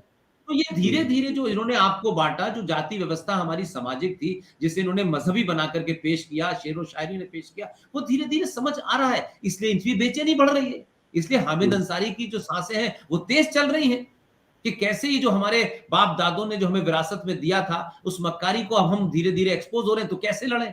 तो इत्तेफाक की बात है कि व्यवस्था में भी कम हो रहे हैं और सत्ता में भी कम हो रहे हैं, तो ये रोज डराएंगे, फिर किसी इंटरनेशनल पे चले जाएंगे। आप सोचिए कि अगर इसका खानदानी आदमी, इसके परिवार का परदादा इसका, अगर वो मुस्लिम लीग का 1918-1920 में अध्यक्ष था, तो आज का हामिद अंसारी तो पीएफआई की मीटिंग में जाता है। तो ये आप सोचिए कि तब मुस्लिम लीग, तो आज पीएफआई, आज जमात इस्लामी, तो जस्टिफाई ठहराते हैं। लेकिन हमारे यहाँ हो जरा सी कहीं किसी की टाई ठीक हो जाए और एक एमपी की टिकट मिल जाए, उसके बाद तो वो सबसे पहले 4 गाली आरएसएस को, 50 गाली विश्व हिंदू परिषद को, और उसके बाद वो इतना अपने आप को मॉडरेट बनने की कोशिश करेगा कि मुझे लोग ये समझे कि मैं बहुत लिबरल हूं, बहुत लिबरल हूं। वो भी लिबरल थी, दिल्ली की मुख्यमंत्री मरहूम बेचारी इतनी लिबरल थी कि वो लेके चला गया, बेटी को छोड़ गया और बेटी को बहन के लेके चला गया, तो वो भी लिबरल थी। तो इनका लिबरलिज्म तो जब आता है ना, जब ये खत्म हो जाते हैं। इनका रियलिज्म तो पता जब चलता है ना, जब ग्रेटर कैलाश के अंदर एक लड़की अच्छे परिवार की अपना क्या कहते हैं वो शोरूम चलाती थी, वो 2 मुसलमान बच्चों को ले आई कि अच्छा काम करते हैं, इनको रखा, उन दोनों ने कैंचियों से उसका मर्डर कर दिया, उसके टुकड़े कर दिए उसके। तो ये बीमारी हमारे यहाँ ये है कि हर आदमी एक्सपेरिमेंट करना चाहता है मुसलमान को लेकर के। देखो ये वाला मुसलमान अच्छा है, ये वाला नहीं है, plus minus is equal to 2, 2 is equal to minus 1, 2, ये मैथमेटिक्स की तरीके से सर्टिफिकेट मांगते हैं। अरे भाई कोई इंडिविजुअल अच्छा हो सकता है, इतना ही भर है, लेकिन 99% पूरी दुनिया में तो कत्लो गारत यही कर रहे हैं भाई, कहां नहीं कर रहे। लेकिन अभी तक आप, अगर आप देख के नहीं समझ पा रहे, आप अपने घर में नुकसान करके नहीं समझ पा रहे, तो हामिद अंसारी तो फिर पैदा होंगे, क्योंकि हामिद अंसारियों को पता है कि अभी हमें ऐसे ही करके रखना है, इनको हमेशा ऑन द हुक पे रखना है, हमेशा टो पे रखना है, और ये जरा भी बात ऐसी बात कहें तो एकदम ऐसे माहौल कर देना है, और एक ब्रिगेड तैयार खड़ी है, वो खट से मारकाट कर देगी, वो मुजफ्फरनगर में दंगा करके मारेगी आपको, वो जाटों को चैलेंज करेगी, कोई यादव को चैलेंज करेगा, वो हिंदू एमएलए को मार देगा। तो हर तरफ मानी एक सिंक्रोनाइजेशन है, कुछ हथियार उठाएंगे, कुछ हथियारों की भाषा बोलेंगे, कुछ इंटेलेक्चुअल बात करेंगे, कुछ सोफिस्टिकेटेड बात करेंगे, कुछ बैठ करके 50 लोग जो है वहां साइन कर देंगे पिटीशन में कि हिंदुस्तान में इंटॉलरेंस बढ़ रही है। तो एक पूरा एक इकोसिस्टम है वो नीचे तक, यानी वो मोहल्ले की मस्जिद का जो जाहिल इमाम है, वहां से लेके हामिद अंसारी से लेकर यूएनओ तक में जो बैठा हुआ है, वो एक पूरे सिंक्रोनाइजेशन के साथ काम कर रहा है, और एक ही बात चलेगी पूरे उसमें। तो आपके पास है ही नहीं, आपका इकोसिस्टम ही नहीं है। That is what I'm saying, sir. Sir. जी जी। नेक्स्ट है रमन भारद्वाज। स्विट्जरलैंड हिजाब बैन किया, France choose nationalism, powerful nation, Sri Lanka Myanmar weak nation choose nationalism, but India considered too much for image.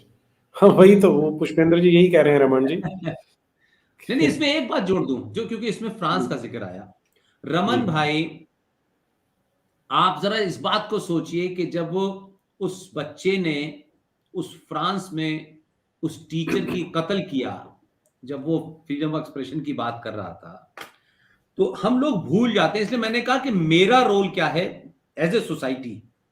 मुझे याद है कि फ्रांस के लोगों ने यह तय किया कि ये पागल जिहादी सड़कों पे खड़े होकर जहां जहां नमाज पढ़ते थे, उसी वक्त वो समाज के लोग इकट्ठे होते थे और जोर जोर से अपना नेशनल एंथम गाते थे। जहां जहां ये कर रहे थे सड़कों पे, इनको सरकार अपना काम कर रही थी, लेकिन फ्रांसीसी बाहर निकले, फ्रेंचमैन, और उन्होंने जोर जोर से नेशनल एंथम गाया और सामने खड़े होकर गाया और डिफाई किया कि if you are violating the law of the land then we will also defy the law of the land. तो जब समाज निकला, तब फ्रांस के राष्ट्रपति के हाथ मजबूत हुए और तब कानून बनाया।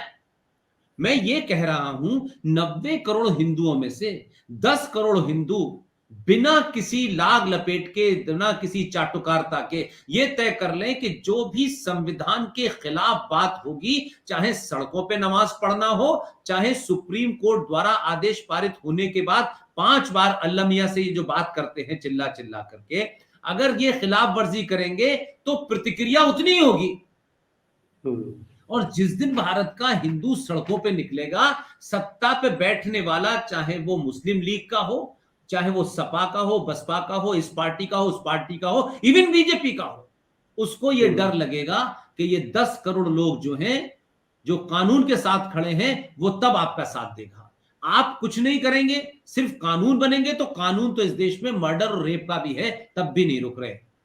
जो नाजायज काम कोई कर रहा है, उसकी प्रतिक्रिया आपको उसी तरीके से देनी होगी, तब सरकार सुनेगी, तब देश सुनेगा ना। आप चाहते हैं आपने सरकार बना दी, बस सरकार तो सरकार होती है ना भाई, सरकार को वहां बैठने के लिए घोड़ा भाग करना होता है। तो वो जो हरियाणा के बहुत महान सीएम है दूसरी बार, उन्होंने निकिता तोमर के कातिल को क्या किया? अपनी दुकान बचाने के लिए 10 दिन बाद तो गिरफ्तार किया। अब सरकार चली जाएगी, दूसरी आएगी, वो जेल से बाहर निकाल देगी।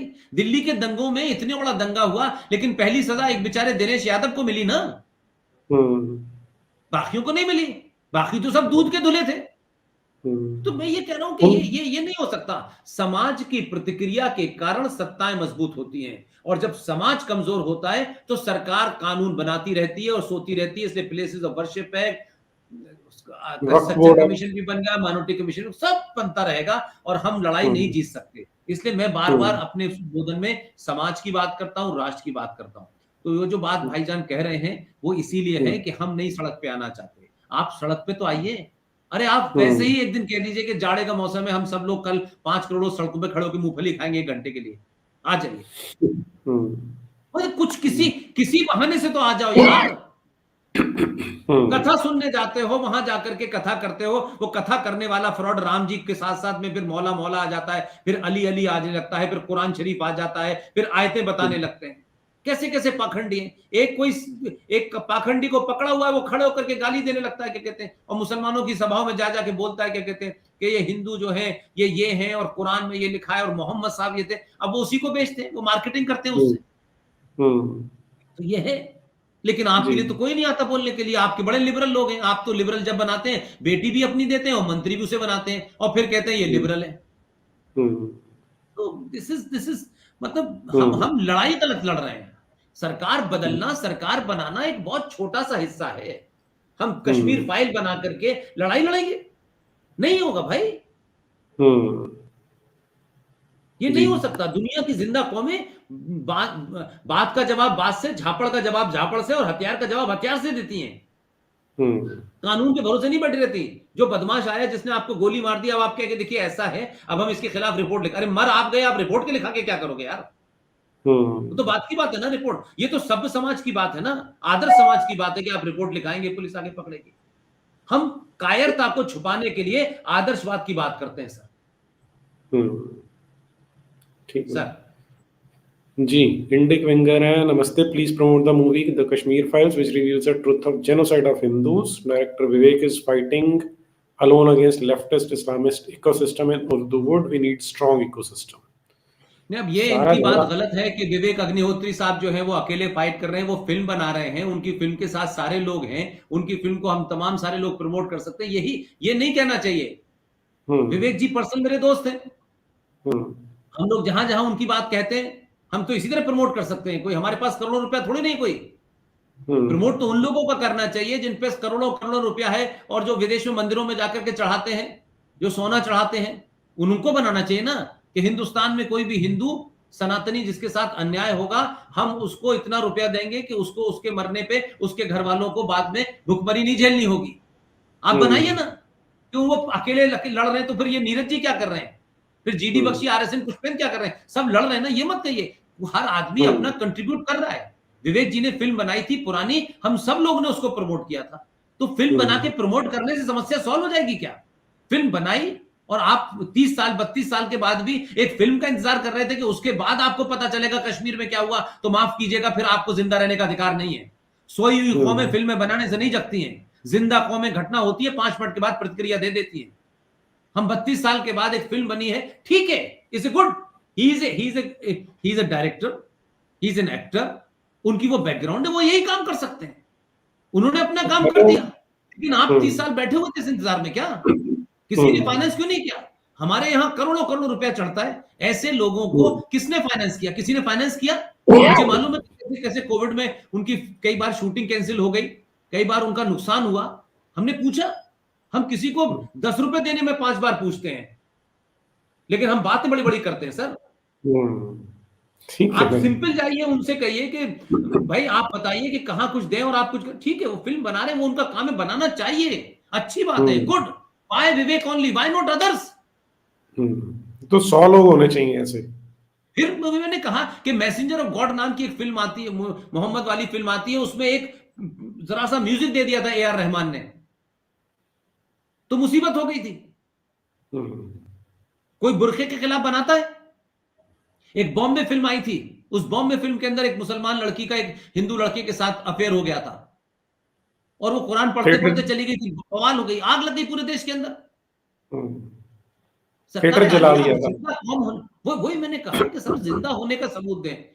विवेक भाई हैं, अनुपम खेर हैं, कैलाश खेर बहुत बड़ा काम कर रहे हैं, लगातार जिस तरीके का प्रयोग वो कर रहे हैं, जिस तरीके के भजन और जिस तरीके के वो गीत ला रहे हैं, उसमें हमारे पूरे शिव से लेकर के तमाम सारी चीजों को जिंदा कर रहे हैं। तो ऐसे लोग नए म्यूजिक के साथ ला रहे हैं, हम उनके साथ भी खड़े हुए हैं, लेकिन हमारे खड़े होने से हम ताकत तो दे सकते हैं, पैसा नहीं दे सकते भाई। कैलाश खेर जी अगर पैसा नहीं कमाएंगे तो भाई अपना एजेंडा कैसे लागू करेंगे? उनको, उसके खिलाफ जो दुश्मन है उनको तो अरबों खरबों रुपया कहां से आ रहा है, ये फिल्म बनाओ, वो फिल्म बनाओ। आज के दौर में भी आपके एंटी फिल्में बन रही है, आज भी आश्रम फिल्म बन रही है, हजारों ये संत, ये जो हमारे आश्रम में लोग बैठे हुए हैं, करोड़ों करोड़ों की प्रॉपर्टियां हैं लोगों के पास, लाखों संत हैं, कोई गया कोई निकला कि आश्रम के अंदर आपने ये गंदगी क्यों दिखाई? क्योंकि आप अंदर से वीक हैं, आप कमजोर हैं। पालघर में 2 लोग मारे जाते हैं, क्या कर लिया आपने? कुछ नहीं किया। टेलीविजन पे एक बेचारे टेलीविजन के चैनल के मालिक को सुबह शाम बेचारा वो चलाया जा रहा है, टेलीविजन से लड़ाई लड़ना चाहते हैं, फेसबुक से लड़ाई लड़ना चाहते हैं, व्हाट्सएप से लड़ाई लड़ना चाहते हैं। भाई पालघर हुआ चले गए, फिर बढ़ जाओ आगे, फिर किसी की हत्या हो गई, फिर बढ़ जाओ आगे। आप तो दुश्मन से भी नहीं सीखना चाहते। अपने आदमी में आपको बहुत कमियां नजर आती है, दूसरे में नजर नहीं आती। मेरा ये मत है, मेरा ये मत है, मेरा, हमने तो जब भी कुंभ होता है तब हमने देखा है साहब, पहले कौन लड़ेगा साहब, इस पे झगड़ा होता है, लेकिन आज तक किसी ने ये नहीं कहा कि भारत में 4 शंकराचार्य हैं। एक शंकराचार्य का तो मुझे जब पता चला, जब मैं मिलने गया तो मैं वहां उनसे मिला। अच्छा मेरी तो बैकग्राउंड आप जानते हैं, मुझसे कोई कहता पुष्पेंद्र जी यहाँ है, बड़े महंत जी हैं, मैं चला जाता हूँ मिलने को, चलो वो मिलने बुलाया। अब बाद में पता चला कि साहब ये नकली शंकराचार्य है, असली कोई है। अरे मैंने कहा भाई मुझे तो कुछ नहीं पता, मुझसे क्यों कह रहे हो? मुझे तो जो सामने है ये तुम्हारा काम है, ये पुष्पेंद्र का काम नहीं है, सरकार का काम नहीं है। अगर इस देश में शंकराचार्यों को लेकर के भी विवाद है तो ये मेरी गलती नहीं है, ये उन लोगों की गलती है जो शंकराचार्य को बनाते हैं, ये उनके मतभेदों का मामला है। शंकराचार्य का मामला सुप्रीम कोर्ट में चल रहा है, आप सोचिए जरा। हम हर चीज सुप्रीम कोर्ट लेके जाएंगे, फिर कहेंगे सुप्रीम कोर्ट ने ये फैसला ठीक नहीं है, तो गए क्यों थे भाई आप उनके पास? मुसलमानों का मामला चला जाए, आप पूरे देश में जाके सर्वे कर लीजिएगा। नीरज भाई आज मैं आपसे एक बात कह रहा हूं, आप कोर्ट का सर्वे कर लीजिए, आप थानों का सर्वे कर लीजिए, 10 थानों का आप सर्वे कर लीजिए एक दिन, और 10 थानों में जाइए, कितने झगड़ों की रिपोर्ट एक मुसलमान ने दूसरे मुसलमान के खिलाफ लिखाई है। किसी थाने को सर्वे कर लीजिए, नहीं कोर्ट में मिलती। देख लीजिए कितने मुसलमान एक मुसलमान दूसरा मुसलमान के खिलाफ लड़ रहा है। टोटल पॉपुलेशन का 0.001% भी नहीं है। यहां सगा भाई सगे भाई के खिलाफ लड़ रहा है। तो मतलब हम ये अपनी कमजोरी, अपनी मक्कारी को छुपा करके और दूसरों को सिर्फ गाली दे करके राष्ट्रवाद नहीं चला सकते सर। हमें अपने गरिबान में झांकना होगा और उसमें से छोड़ना होगा, तब बात बनेगी। लिहाजा फ्रांस ने कानून बना दिया, हमारे यहां भी बनना चाहिए। अरे फ्रेंच पेपिल तो बनो, हिंदू राष्ट्र बना देना चाहिए, लेकिन हिंदू हम नहीं है। होली मनाना, दिवाली मनाना हम हिंदू समझते हैं। This is not fair, absolutely not fair. आपके अंदर की जो गंदगी है उसको बाहर मारिए ना, उसको निकालिए, लठ लेके निकालिए। जो इस तरीके की बकवास करे, जो इस तरीके के भजन कीर्तन करे, जिसके अंदर बकवास करे, उठा के भगाइए उसको, बाइकआउट कीजिए उसका। लेकिन उसे तो करोड़ों रुपए आप देने चले जाते हैं। लेकिन नीरज अत्री से नहीं पूछा, तुफैल चतुर्वेदी से नहीं पूछा, जीडी आरएसएन से नहीं पूछा, प्रोफेसर कपिल कुमार से नहीं पूछा कि किताब लिखने में जान निकली जा रही है उनकी, नहीं पूछा आपने। कभी कैलाश खेर से पूछा, भाई तू कैसे रहता है, इतने अच्छे अच्छे गीत लिख रहा है, तू सनातन की बातें कर रहा है, तेरी मदद कैसे हम कर सकते हैं? या तो मदद भी हम दे देंगे कि आदिवासी आदमी को, बच्चों को, आदिवासियों को मैंने देखा, मुझे शर्म आई। इस बार मैं बालाघाट गया था, मुझे बताया लोगों ने कि साहब यहां तो ये हाल है कि पाखंड है हमारे यहां, कि साहब हम बड़ा आदिवासियों में काम कर रहे हैं। एक आदिवासी नंगे बच्चे को तस्वीर में एक केला, 1 पीस ऑफ द बनाना, उसको 7 लोग पकड़े हुए हैं केले को। 7 लोग एक केले को पकड़ के एक नंगे बच्चे को तस्वीर खिंचवा रहे हैं। जितने लोग उनको जूतों से मारना चाहिए। किसी आपने पादरी को देखा, किसी फादर मक्कार को देखा, किसी नाजायज मदर को देखा कि वो जो गांव के वहां आपके आनंद से लेकर के गढ़चिरौली में जहां जहां काम कर रहे हैं, किसी की तस्वीर आज तक देखी? कोई बता सकता है किसी पादरी ने कैसे किसी आदिवासी को कब कन्वर्ट किया? पेप्सी, कोला और बिस्कुट के ऊपर शादियां हो रही है। एक पेप्सी पिला दीजिए, लड़की शादी कर लेती है, एक बड़ा इंग्लिश का अखबार फ्रंट पेज पे छापता है। हमें शर्म नहीं आती? हम बातें बड़ी बड़ी करते हैं राष्ट्रवाद की, सब कुछ, और ये हिंदू और वो हिंदू, और हम जमीन पे काम कर रहे हैं, हम 100 साल से काम कर रहे हैं। अरे भाई, ऑस्ट्रेलिया से आकर के एक आदमी उड़ीसा के अंदर काम कर रहा था, 2.5-2 करोड़ की पॉपुलेशन है उस मुल्क की, वो वहां से आकर उड़ीसा में काम कर रहा था, पूरा परिवार लगा हुआ था, कन्वर्जन कर रहा था। आप अपने ही देश के अपने ही लोग जो आपकी बोली आपके आप नहीं, क्योंकि आप पाखंडी हैं, आप मक्कार हैं, सत्ता के दलाल हैं। आपको सिर्फ सत्ता चाहिए, कुल मिला करके 4 काम करेंगे, फोटो लगा देंगे, बायोडाटा दे करके एमएलए की टिकट मिल जाए, हमें नहीं मिलेगी तो फिर कास्ट का लगाएंगे, ये कास्टवाद है, फलाना है, ये दिमाग का है। हम अपने कैरेक्टर को नहीं देखना चाहते, अपने चरित्र को नहीं देखना चाहते। सबको लाइन लग के सत्ता चाहिए, मैं एडवाइजर बन जाऊं, कल मुझे टिकट मिल जाए। टिकट नहीं मिले, ब्राह्मणों के खिलाफ है मोदी, और दलितों के खिलाफ है, यादवों के खिलाफ है, इसके खिलाफ है, उसके खिलाफ है। लेकिन ये कोई नहीं कहेगा कि ये किसी के खिलाफ हो सकता है, लेकिन राष्ट्र के खिलाफ तो काम नहीं कर रहा ना। इसलिए हमारा स्वार्थ सिद्धि जिसमें होगा, तब तक तो राष्ट्र, हिंदू सब कुछ है। हमारा स्वार्थ नहीं हुआ तो अरे साहब ये बीमारी है, एब्सोल्युटली बीमारी है। आपके साथ दुश्मन रोज यही कर रहा है, लेकिन आप उससे नहीं सीखते। नीरज भाई जी, ठीक कह रहे हैं। रमन जी, जब तक वसीम रिजवी इस्लामिक थे कोई प्रॉब्लम नहीं हुई, जैसे ही त्यागी बने लैंडेड इन जेल। क्या चाहते हैं गवर्नमेंट हमारी? लवंडा refuse Christianity, no intense coverage by media. हाँ, यही पुष्पेंद्र जी भी यही कह रहे हैं आपसे कि लवंडा के बारे में तो कवरेज किसी ने किया ही नहीं है, और गवर्नमेंट का भी कवरेज न करे। नीरज भाई, कोई कवरेज करे न करे, आज आपको और मुझे कवरेज की जरूरत है। आज इस सोशल मीडिया के मामले से इतना जबरदस्त दबाव बना हुआ है कि देश के चैनलों की एडिटोरियल मीटिंग में शाम के 7 बजे ये तय करते हैं मार्केटिंग का आदमी कि भाई ये मुद्दा उठा दिया है देश के 15 लोगों ने, यही नंबर 1 है, इस पे करिए, टीआरपी मिलेगी, नहीं तो नहीं मिलेगी। आप 90 करोड़ लोग अगर आप ये तय कर लें कि ये जो फटीचर हिंदी के अखबार जो पैकेज बांटते फिरते हैं, जो इधर उधर के प्रोग्राम स्पॉन्सर करते रहते हैं, जो सरकारों को बुलाएंगे, बिल्कुल 2-2 कौड़ी के हिंदी अखबारों को मैंने देखा है। अंग्रेजी अखबारों को तो छोड़ दीजिए, उसमें तो बहुत ही बड़े बड़े दलाल है, बहुत ही बड़े बड़े दलाल हैं। तो मेरा कहना है कि एक बार ये हिंदू सनातनी तय कर ले कि ये अखबार हम नहीं लेंगे, 2 महीने तक दुकान बंद हो जाएगी। ये टेलीविजन नहीं देखेंगे, बंद हो जाएगी। आपके पास तो वो पावर है जिसमें आपको कहीं नहीं जाना, बिस्तर पे लेटे लेटे रिमोट बंद कर देंगे, टेलीविजन नहीं देखेंगे क्योंकि ये हिंदू सनातनियों के खिलाफ गलत खबरें देता है। बंद हो जाएगी दुकान। कौन सी आइडियोलॉजी? ये तो घर बैठे किया जा सकता है ये सब। That's what I am saying my dear sir, कि आपको हम्म, जिस चीज में कुछ नहीं, आपकी आइडेंटिटी भी नहीं पता चल रही अगर आप बहुत डरपोक हैं तो, हम्म, लेकिन आप कुछ नहीं करना चाहते। सरकार सरकार नहीं हम्म। करती भाई, दुनिया में सरकारों का काम नहीं होता मंदिर की रक्षा करना, सरकारों का काम हम्म। नहीं है। तो प्रेशर पड़ेगा तो वो करेंगे। मस्जिदें बना रहे हैं, वो मस्जिद बना हम्म। रहे हैं, वो मज़ारे बना रहे हैं, वो बना देते हैं और आप जाके कहते हैं देखिए साहब पुष्पेन जी आप यहाँ मज़ार बना दिए। मुझे इस तरीके के मैसेज आते हैं नीरज भाई, कि देखिए रतलाम हम्म। में आपको आना है और आपके भाषण की बहुत जरूरत है। मैं कभी-कभी सोचता हूँ मेरा भाषण जो है वो कोई दवा है क्या? रतलाम का घर, एक गाँव खाली हो गया, वहां से मुझसे लोग ये कह रहे हैं कि आप यहाँ के भाषण दीजिए। मैंने कहा मेरे भाषण देने से क्या हो जाएगा भाई? तुम वहां पुष्पेंद्र जी, नहीं मौजूद हो, उससे तुम लड़ोगे नहीं। नहीं, जी। आपके भाषण से प्रभाव तो पड़ेगा लोगों में। नो नो वो जैसे कहते हैं। बट बट बस कोई मेरे भाषण इज नॉट अ रेमेडी भाई, आपको अवेयर है, हम्म। आप समझ रहे हैं तो आप लड़िए ना, आप कोई लड़ नहीं पा रहा। हम्म। अरे मेरे भाषण हम्म। अपनी जगह है, या आप जो कर रहे हैं अपनी जगह, लेकिन कोई मतलब सब जगह हम जाएंगे तो उससे ठीक हो जाएगा, अरे भाई हम आगे फिर चले फिर हो जाएगा। हम कोई हम्म। एडमिनिस्ट्रेशन थोड़े नहीं है। आपके अंदर हम्म। क्यों नहीं ताकत है कि आप एडमिनिस्ट्रेशन में दबाव बनाए और एडमिनिस्ट्रेशन आपकी सुने?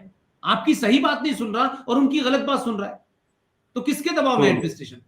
एग्जैक्टली, एडमिशन की तनख्वाह बिल्कुल। मिलती है, एक थानेदार को तनख्वाह अगर 50,000 रुपए मिलती है तो समाज ये कहे कि तू सरकार की ऐसी की तैसी, यार तुझे 50,000 मिलती है, तू सच बात करेगा और सही क्रिमिनलों को पकड़ेगा, हम तुझे 1 लाख रुपए देंगे महीना, क्या करेगा? हम्म। अगर अगर वो बिकने के लिए तैयार है तो ढंग से खरीद लो फिर। अगर लड़ाई यही है तो आप उससे हाई मॉरल की हम्म। बात क्यों कर रहे हो? लड़ाई के नियम आप तय नहीं बिल्कुल। कर रहे, लड़ाई का नियम दूसरा तय कर रहा है। हम्म। तो दिस इज मतलब इज ऑल, हम्म। मतलब एक तो बड़ी इमोशनल बातें से बात बननी नहीं है sir. Sir hmm. Simplification. When would we start seeing SC Bose and other true Indic heroes on Indian currency? It is time to break monopoly of Mohandas Gandhi on Indian currency. क्या? अब देखिए मैं आपको एक छोटी सी बात बताऊं। देखिए जी। ये एक कैलेंडर है, मैं आज ही मुझे कुछ लोग प्रेजेंट करने आए। नीरज जी। भाई मेरा इतना दिल खुश हुआ, इतना दिल खुश हुआ इस कैलेंडर को देख करके। इस जी। कैलेंडर में देखिए आज के युवाओं के पास कितना टैलेंट है और वो कितना बड़ा काम कर रहे हैं, और कमाल का काम ये कर रहे हैं कि ये कैलेंडर बनाया है, ये पुणे के कोई साथी हैं नीलेश नाम के साहब ने, और उन्होंने वहां से भिजवाए, वो देने आए। लेकिन इसमें क्या किया है नीरज भाई, कि हर तारीख को एक क्यूआर कोड दिया हुआ है, हर तारीख में एक क्यूआर कोड है, और उस डेट से रिलेटेड क्या हमारे उस दौर की कोई घटना है, उस दौर में कोई घटना घटी है, उस दौर में किसका जन्मदिन है, कौन मारा गया, हर डेट पे क्यूआर कोड है। आप सोचिए वाह, हर डेट पे क्यूआर कोड। बहुत आप बढ़िया। मतलब यू विल, मतलब इस मतलब कमाल में, मतलब आपने इस पे क्यूआर कोड है, 5 तारीख को कोई घटना घटी थी और नीरज जी ने अगर उस घटना के बारे में कोई वर्णन किया तो आपकी क्लिप मिल जाएगी यूट्यूब पे। अच्छा, वेरी गुड, वंडरफुल। सब में, और ये जो लोग हैं ये पूरे तरीके से वहां इनके सुभाष चंद्र बोस के चाहने वाले लोग हैं, पूना में हैं। हम्म। अब इस कैलेंडर हम्म। को बनाने में सोचिए कि एक बड़ा हाई स्टाइल कैलेंडर बनाया उन बेचारों ने।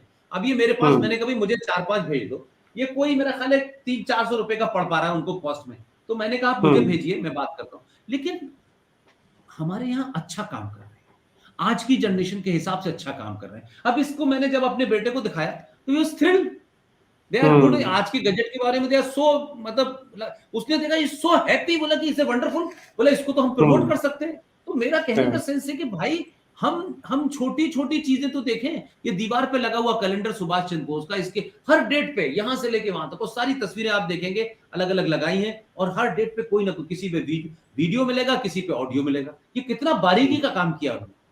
हम्म। तो दिस बहुत इज, बढ़िया। अब ये जो लोग हैं वो कोई इनका नीरज आर वाई करके है, आई डोंट नो, मैं डाल दूंगा।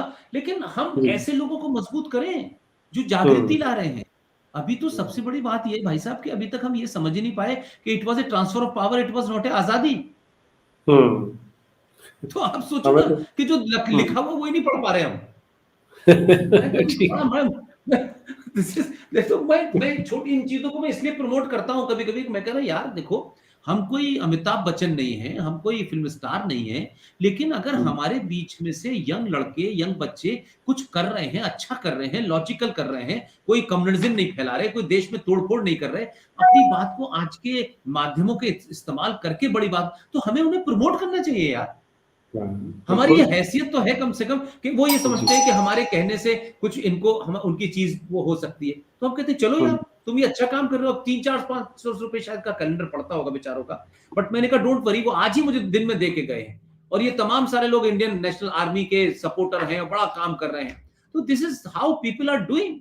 My only request and appeal to all those who are really concerned for our future of this nation, especially Sanatani, especially the nation, please अपने शहर में, अपने इलाके में जो लोग जेन्युइनली बगैर किसी संगठन के, बगैर किसी पॉलिटिकल पार्टी के कुछ भी छोटा काम कर रहे हो, प्लीज उनको अपने सामर्थ्य के हिसाब से सपोर्ट कीजिए। और मैं आखिर में, नीरज भाई आप मुझसे पूछ सकते हैं, लेकिन मैं आखिर में जो एक स्लोगन कहता हूं, मैं फिर वो कहूंगा, ये हर हिंदुस्तानी, हर कॉन्शियस सनातनी इस बात का ध्यान रखे कि अगर आप लिख सकते हैं तो लिखिए, बोल सकते हैं तो बोलिए, और चिल्ला सकते हैं तो चिल्लाइए। अगर ये तीनों कामों से, किन्हीं कारणों से आप असमर्थ हैं, तो जो चिल्ला रहे हैं कम से कम उसके पास जाके खड़े हो जाइए। ये भी ताकत बहुत है, और ये जिस दिन भी करने लगेंगे, ये दो आपको मार्केट में 20-25 लोग नजर आ रहे हैं, ये 20-25 करोड़ हो जाएंगे। इससे आसान बात मैं नहीं कह सकता। Right sir? जी सर। जी, मुझे लगता है कि क्वेश्चंस तो भी बहुत हैं, लेकिन समय की अपनी मर्यादा है। मैंने आपसे रिक्वेस्ट भी नहीं किया था इतने लंबे लाइव के लिए। नीरज भाई, मैंने आपसे एक बात साफ की कि आपका मैं आदर एक अध्यापक की तरह करता हूं, और आपको लेकर के मेरे मन में एक बिल्कुल अलग भाव है। यूं तो हिंदुस्तान में यूट्यूब चलाना एक लोगों का लिए वो हो गया है कि यूट्यूब चलाते हैं लोग, लेकिन नीरज अत्री को लेकर के मेरे मन में जो भाव है, उसमें आप मुझसे 10 घंटे भी कहेंगे तो मैं नीरज भाई आपसे ना नहीं कहूंगा, क्योंकि ये आप जो काम कर रहे हैं ये आसान काम नहीं है। हम सब लोग अपनी अपनी जगह, जो हमारी स्थिति है, हम सब लोग कुछ छोड़ के ये काम कर रहे हैं। ये अपनी बेरोजगारी मिटाने और जीवन में कुछ नहीं है तो उसकी वजह से कोई राष्ट्रवाद आया हो, ऐसा नहीं है। हमने वो जिंदगी जी जिस जिंदगी को हम सब लोगों ने करा, और अब ये लगा कि हमें ये करना चाहिए। तो न किसी पे हम एहसान कर रहे हैं, न किसी से हम शिकायत कर रहे हैं, लेकिन भाई हम जो बात कह रहे हैं उसमें हमारा कोई स्वार्थ नहीं है। इसलिए मैं कहता हूं कि हम में से कोई आदमी किसी पार्टी के ऑफिस में टिकट लेते हुए जिस दिन दिख जाए, उस दिन उसको सुनना बंद कर दीजिए। हमारा कोई एजेंडा नहीं है। हम इंडियन एक्सप्रेस के वो एडिटर नहीं है कि अपने रहते हुए बहुत महान निष्पक्ष पत्रकार बने, फिर 2 किताबें लिखी और फिर एक पार्टी के ऑफिस में गए और टिकट ली और चुनाव लड़के फिर वहां चले गए। हमारा कोई एजेंडा नहीं भाई। हम बहुत सिंपल लोग हैं, अपनी बात कहना चाहते हैं। बकौल RS सिंह साहब के, अपना कर्तव्य पूरा कर दीजिए, उसके बाद जिसको जो करना है वो करे, इससे ज्यादा हम नहीं सोचते। जी जी सर, हुकुम करें। जी, बहुत धन्यवाद सभी दर्शकों की ओर से आपका पुष्पेंद्र जी, और आपको सुन के बहुत अच्छा लगता है और ऊर्जा मिलती है, उसके लिए आपका बहुत बहुत आभार।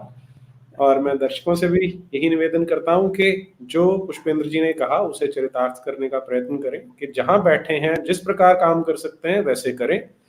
और पुष्पेंद्र जी हैं, RSN सिंह है, पूरी की पूरी टीम है जो ये काम करने में देश भर में लगी हुई है।